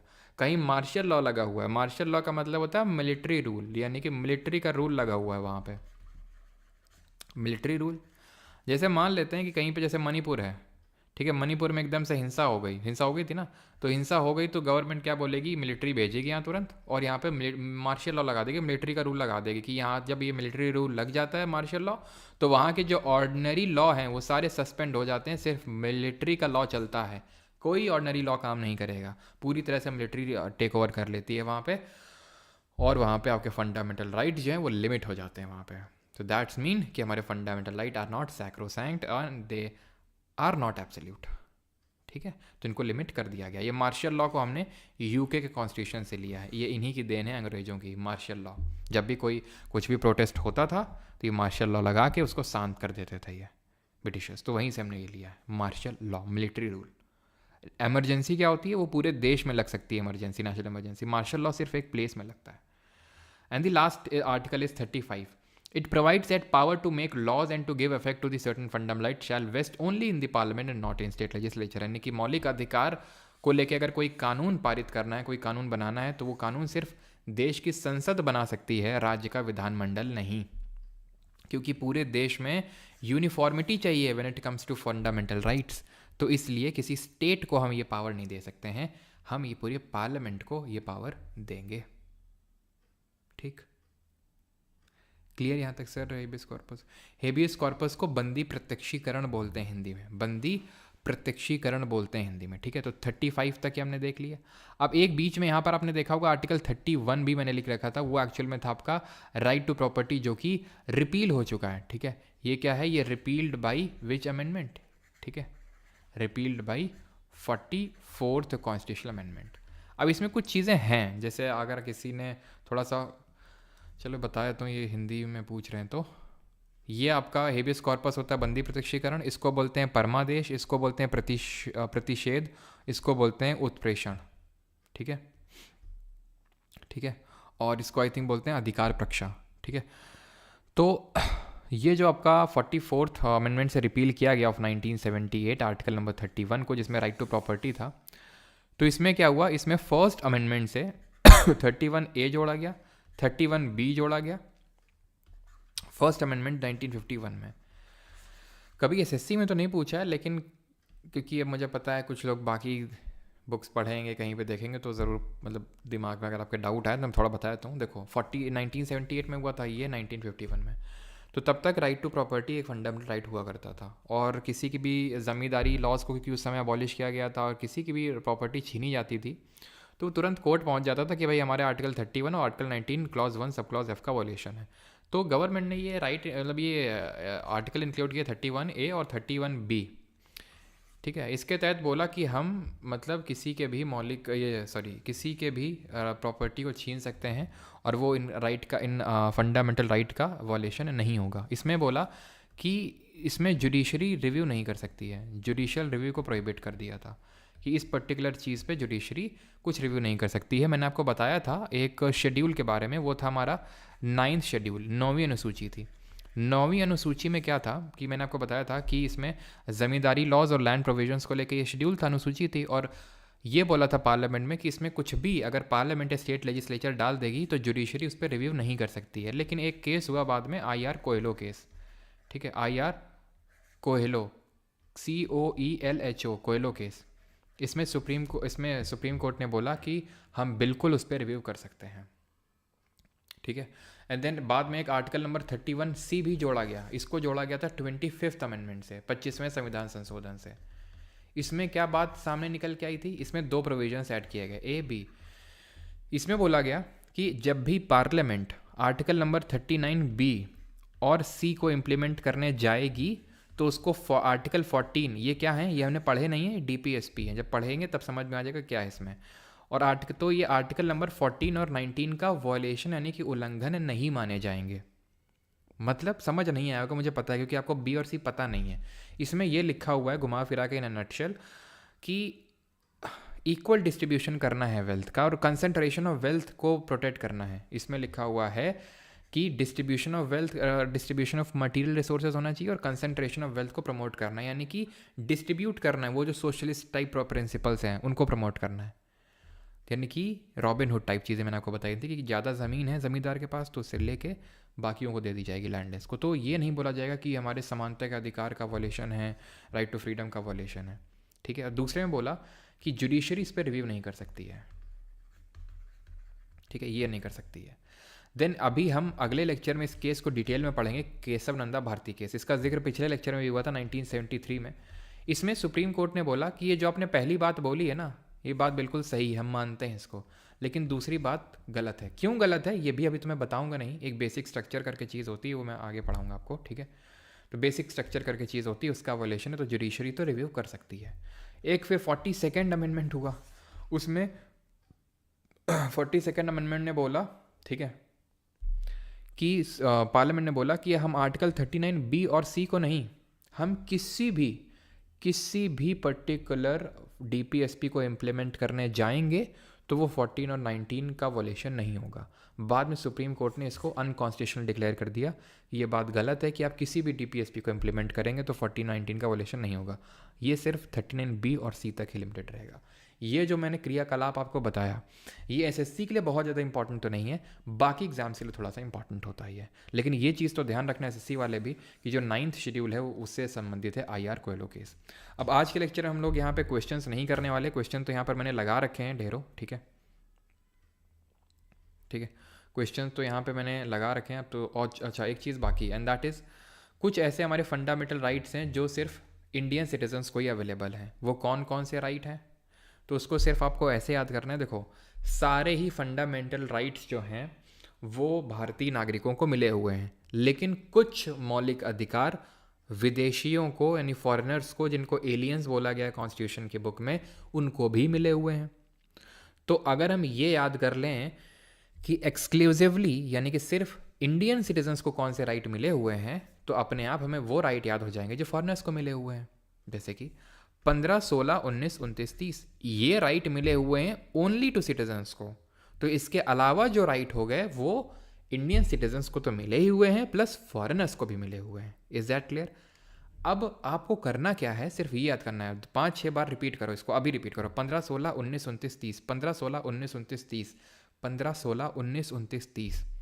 अब कुछ भी आपसे लिख देगा कि बताओ, 4 ऑप्शन दे देगा कि इनमें से कौन सा राइट है जो फॉरेनर को मिला हुआ है, कौन सा राइट है जो सिर्फ सिटीजन को मिला हुआ है। जैसे मैं बोल दूँ राइट टू लाइफ, तो तुम्हें क्या करना है, वो राइट, अच्छा ये राइट किस आर्टिकल में आता है, 21 में आता है। 15, 16, 19, 29, 30 ये उसमें तो आता नहीं है, यानी कि ये फॉरेनर को भी मिला हुआ है।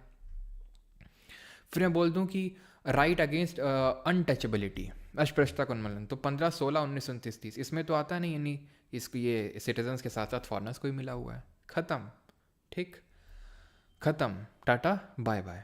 अब जो है ये मैंने क्वेश्चंस लगा रखे हैं काफ़ी सारे, ये तो सिर्फ वो क्वेश्चन हैं जो CDS CAPF में आए हैं। ये 20 क्वेश्चन, 20 नहीं 20 से भी ज़्यादा हैं, ठीक है, 25 क्वेश्चंस हैं, और बाकी SSC के तो अलग हैं ही। तो अब ये मैं आज की क्लास में नहीं करवाने वाला हूँ इसका, ठीक है, चीज़ें तो आप समझ गए ही हैं।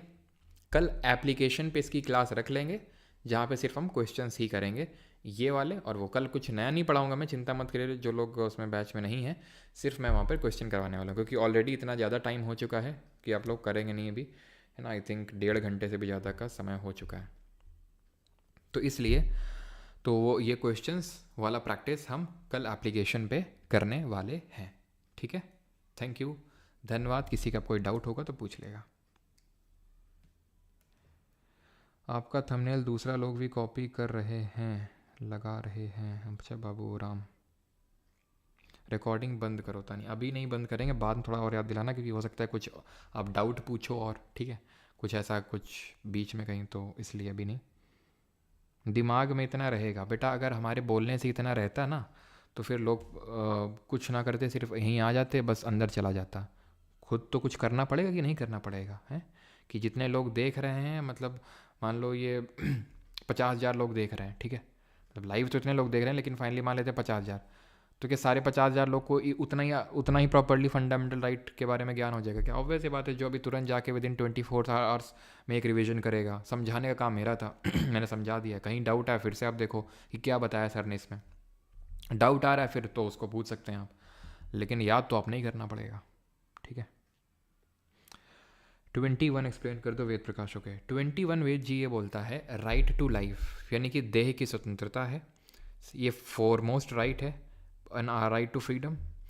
इसमें ये एक बहुत ही वाइड है, बहुत ही विस्तारित है। इसमें राइट टू हेल्थ है, राइट टू स्लीप है, right against handcuffing, right to speedy जो रेजोल्यूशन होता है वो सारी चीज़ें हैं। तो वो मुझे पता है आप क्यों इसमें बैफल हो गए। बैफल्ड आप इसलिए हो गए, कन्फ्यूज इसलिए हो गए, वो ड्यू प्रोसेस ऑफ लॉ और प्रोसीजर एस्टैब्लिश्ड बाय लॉ वो छोड़ दो, तुम छोड़ दो। पहले तो ये याद करो कि राइट टू लाइफ किस में है और वो कितना वाइड है, ठीक। अब ये जो मैंने इसलिए समझा है, वो जो 2 केसेस थे, AK गोपालन और मेनका गांधी केस, तो AK गोपालन में बोला, यानी सुप्रीम कोर्ट ने एक नैरो वेव लिया कि भाई पार्लियामेंट आपके राइट को, इस राइट को लिमिट कर सकती है अगर वो कोई लॉ बना दे और उसमें पूरे प्रोसीजर को फॉलो करे, क्योंकि उसमें लिखा हुआ है उस आर्टिकल में, कॉन्स्टिट्यूशन में, as except procedure established by law. लेकिन मेनका गांधी केस में सुप्रीम कोर्ट ने बोला नहीं, हम ये भी चेक करेंगे कि वो लॉ कितना जस्ट और रीजनेबल है। तो उसको ड्यू प्रोसेस ऑफ लॉ बोलते हैं, वो यूएस में चलता है, यहाँ नहीं। Sir do we have class tomorrow? YouTube पे नहीं होगा। हाँ, जो क्वेश्चंस हैं वो हम लोग करने वाले हैं एप्लीकेशन पे, यूट्यूब पे मतलब कुछ ऐसा नया नहीं होगा। अमेंडमेंट लर्न कैसे करें? अभी साथ साथ लर्न करते चलेंगे तो ज़्यादा सही है। लर्न करने की दिक्कत तब आती है जब एक साथ हम लोग करते हैं। तो आर्टिकल 25(4) में चाइल्ड लेबर कितने एज तक मना है? अमन चौधरी 14 की एज तक मना है। 14 के ऊपर यानी 15 और उसके ऊपर हजार्डस जो वर्क्स होते हैं उसमें भी बच्चों को एम्प्लॉय किया जा सकता है, वहाँ तक हजार्डस में नहीं किया जा सकता है। Difference between mandamus and prohibition. Mandamus बोल रहा है कि कुछ करो गवर्नमेंट सर्वेंट को, प्रोहिबिशन मना कर रहा है मत करो। प्रोहिबिशन प्रोहिबिट कर रहा है, मना कर रहा है, फॉरबिड कर रहा है सुपीरियर कोर्ट लोअर कोर्ट को। During emergency which article not abolish, ये मैं पढ़ाऊंगा आलोक जी आपको इमरजेंसी में। चाहें तो आप लिख सकते हैं, मैं आपको बता देता हूँ, ठीक है, लेकिन ये चीज़ मैं आपको वहीं पे पढ़ाऊंगा। एक्चुअल में इसको लेके 2 आर्टिकल होते हैं, एक तो 358 और एक 359। 358 लिमिट करता है आर्टिकल नंबर 19 के तहत जो हमें 6 राइट मिले हुए हैं सामरो, और 359 अदर राइट्स को सस्पेंड करने की बात करता है। लेकिन ध्यान रखना है कि आर्टिकल नंबर 20 और 21 के तहत जो राइट्स मिले हुए हैं can never be suspended, can never be suspended, इनको कभी सस्पेंड नहीं किया जा सकता है, चाहे इमरजेंसी ही क्यों ना लग जाए। ठीक है, इमरजेंसी के केस में बाकी राइट्स तो हमारे हो सकते हैं, ये मैं इमरजेंसी वाले चैप्टर में को पढ़ाऊंगा। आर्टिकल 19 के 6 राइट को सस्पेंड करना है तो 358 आर्टिकल का यूज़ होगा, बाकी राइट को सस्पेंड करना है तो 359 में होगा। एक्चुअल में वो राइट सस्पेंड होते भी नहीं, क्या होता है वो वहाँ पढ़ेंगे। Right to move the court suspend होता है कि आप कोर्ट नहीं जा सकते, लेकिन 20 और 21 तो कभी सस्पेंड नहीं होता है। ठीक है, इसमें भी कुछ डेप्थ है कि आर्टिकल नंबर 19 इस ग्राउंड में नहीं सस्पेंड हो सकता है क्योंकि हमारी इमरजेंसी कई ग्राउंड में लगती है। तो एक ग्राउंड है इसमें आर्म रेबेलियन, तो आर्म रेबेलियन केस में इसको सस्पेंड नहीं किया जा सकता है। तो वो मैं ज़्यादा फालतू में डेप्थ में जाऊँगा तो फिर उस पर भी डाउट पूछोगे, तो वो अभी नहीं, वो इमरजेंसी का टॉपिक है। घुमा फिरा के एक चीज़ याद कर लो कि 20 और 21 को कभी सस्पेंड नहीं किया जा सकता है। ठीक है, सर्श्योरी सर प्लीज़। अभिषेक जी अब सब एक एक करके पूछ लो। सर्श्योरी का मतलब होता है जब एक सुपीरियर कोर्ट ऊपर वाला कोर्ट नीचे वाले कोर्ट को क्या बोलता है, बोलता नहीं है। वो लोअर कोर्ट था, वो अपने क्षेत्र अधिकार से अपनी औकात से बाहर चला गया, तो जब चला गया बाहर तो ऊपर वाला कोर्ट नीचे वाले के उस ऑर्डर को क्वैश करेगा, नल वाइड कर देगा, ख़त्म कर देगा, कैंसिल कर देगा और उस केस को अपने अंडर में ले लेगा। ठीक है, चलिए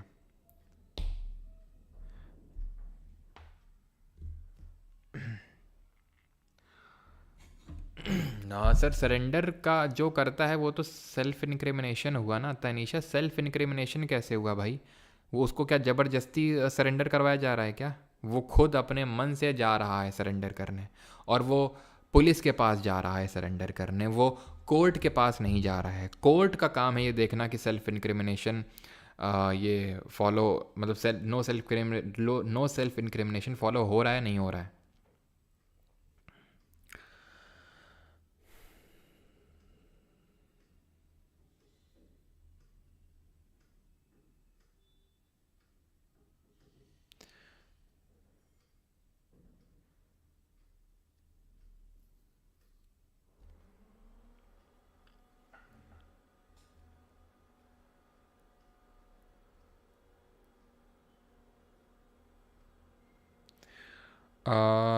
आर्टिकल 16 क्लॉज 4 में Balaji versus state of Mysore क्या है? उसमें ये है Balaji versus state of Mysore में कि इनकी एक किताब आई थी, ठीक है, आई थिंक बालाजी की। तो 16 में नहीं है, वो 19 में है if I am not wrong. ठीक है, तो 9 हाँ, वो फ्रीडम ऑफ स्पीच एक्सप्रेशन में आई है, आई थिंक मैसूर से संबंधित है वो।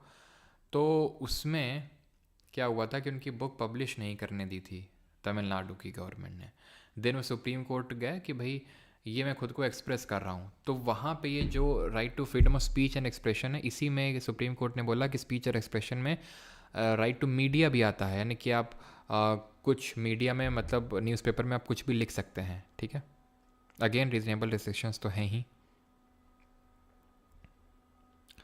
भाई आईआर कोयलो केस का मतलब ये है कि मैंने नई शेड्यूल आपको पढ़ाया था कि उसमें कुछ भी रख देगा, पार्लियामेंट ने बोला था कि हम कुछ भी डाल देंगे, तो उसको उसमें क्या है कि उसमें चैलेंज नहीं, उसमें जुडिशरी रिव्यू नहीं कर सकती है। लेकिन आईआर जो कोयलो केस हुआ था तो 2007 में, तो उसमें ये बोला गया था कि नहीं, जुडिशरी रिव्यू कर सकती है, क्योंकि वो बेसिक स्ट्रक्चर का पार्ट होता है। बेसिक स्ट्रक्चर क्या होता है आपको बताऊंगा अगले लेक्चर में। अगला लेक्चर मंडे को होगा, और मोस्ट प्रोबेबली मंडे का लेक्चर सुबह 9 बजे होगा। रोज़ की टाइमिंग नहीं है 9 बजे, सिर्फ मंडे के लिए है। What is office of profit, ये जब आएगा टॉपिक तब पढ़ाएंगे पार्लियामेंट वाले चैप्टर में, लाभ का पद क्या होता है। हिंदी वालों का आप काट रहे हो, क्या काट रहे हैं बेटा? हिंदी वालों को क्या काट रहे हैं? अब ये सोचो 50% इंग्लिश 50% हिंदी, तो वो नहीं हो पाएगा। वो जाके अनाउंसमेंट वाली वीडियो में देख लेना, उसी में क्लियरली बोले थे कि अगर ये बाद मत बोलना कि इंग्लिश और हिंदी हम तो बैच ले लिए और हमारे साथ धोखा हो गया, ये हो गया, हम केस कर देंगे। पहले देख लो जाके उसमें क्या बोल रहे हैं, कि पहले पढ़ाने का तरीका देख लेना, चाहे अंग्रेजी माध्यम से हो चाहे हिंदी माध्यम से, उसके बाद बैच लेना। खोखट मत करना, बाद में दिमाग मत ख़राब करना कि हिंदी में वो ये वो फलाना टिमका। जितना हो पाता है हमसे करते हैं, और नोट्स आपको हिंदी मिलते हैं। कुछ लोगों का ये दिक्कत रहता है कि हिंदी इंग्लिश के नोट में कुछ एक्स्ट्रा है, हिंदी के नोट में कमी है। कुछ लोग इसी बात को ले, वो है क्या कि आपको क्या है, हिंदी के नोट नहीं पढ़ने, आपको क्या, आपको कंपैरिजन करना है। पहले आप अंग्रेजी के नोट खोलते हैं और फिर हिंदी खोलते हैं, पढ़ना नहीं, आपको कंपैरिजन करते हैं उठा उठा के। ये इसमें क्यों नहीं है भाई? अगर इंग्लिश वाले नोट मेकर और हिंदी वाला नोट मेकर सेम नहीं है तो दोनों चीज़ें सेम कैसे हो सकती हैं? इंग्लिश वाले ने अगर कुछ अपने हिसाब से 2-3 चीज़ें एक्स्ट्रा ऐड कर दी और वो हिंदी वाले नहीं करी, तो उसकी दिक्कत है, हैं हिंदी वाले की। हाँ, अगर क्लास में कोई चीज़ इस तरह से पढ़ी, और कई बार होता है कि भाई क्लास मैंने 100 चीज़ें बताई हैं तो 2-3 चीज़ें तो मिस हो सकती हैं ना, नोट बनाने वाले से भी। तो उस चीज़ को भी थोड़ा सा लीजिए, उसको भी समझिए थोड़ा सा।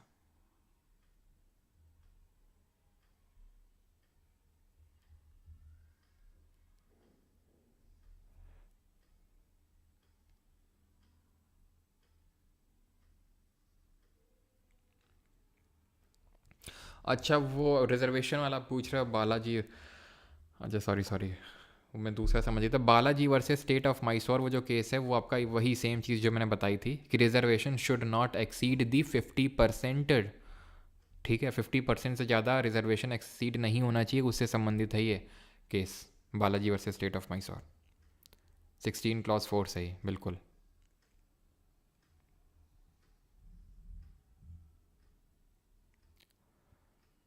सर सिटीज़न और एलियन वाला होता है, सिटीज़न मतलब कोई इंडियन सिटीज़न है, एलियन का मतलब है फॉरेनर को एलियन बोला गया है यहाँ पे। ठीक है, चलिए कल कितने टाइम बैच पे क्लास होगी मैं आपको बता दूंगा। तो वहाँ पे हम लोग ये कल सारे क्वेश्चंस प्रैक्टिस करने वाले हैं, सीडीएस और ये सीएपीएफ जितने क्वेश्चन हैं, बाकी एसएससी के। ठीक है, तो मैं टाइमिंग में आपको बता दूंगा, बिकॉज कल है क्या कि सुबह तो मैं नहीं ले पाऊँगा क्लास, क्योंकि सुबह मेरी एक और कहीं पर क्लास है, तो वो मैं नहीं ले पाऊँगा। ठीक है, फिर जैसा होगा मैं टाइमिंग आपको शाम के टाइम ही होगी तो मैं बता दूंगा टाइम। ठीक है, प्राइवेट टेलीग्राम ग्रुप में। थैंक यू, धन्यवाद। और बाकी बैच वाली स्लाइड नहीं लगी तो मैं बता दूं, जिन लोगों को बैच वगैरह एनरोल करना है तो वो पहले तो वीडियो देख लें। ठीक है, डिस्क्रिप्शन में लिंक आपको मिल जाता है कि मैंने बैच रिगार्डिंग ये सारी चीज़ें बताई, क्या होगा क्या नहीं होगा, और बैच से आप एनरोल कर सकते हैं। ठीक है, परमार अकेडमी ऐप से और वेबसाइट से परमार अकेडमी।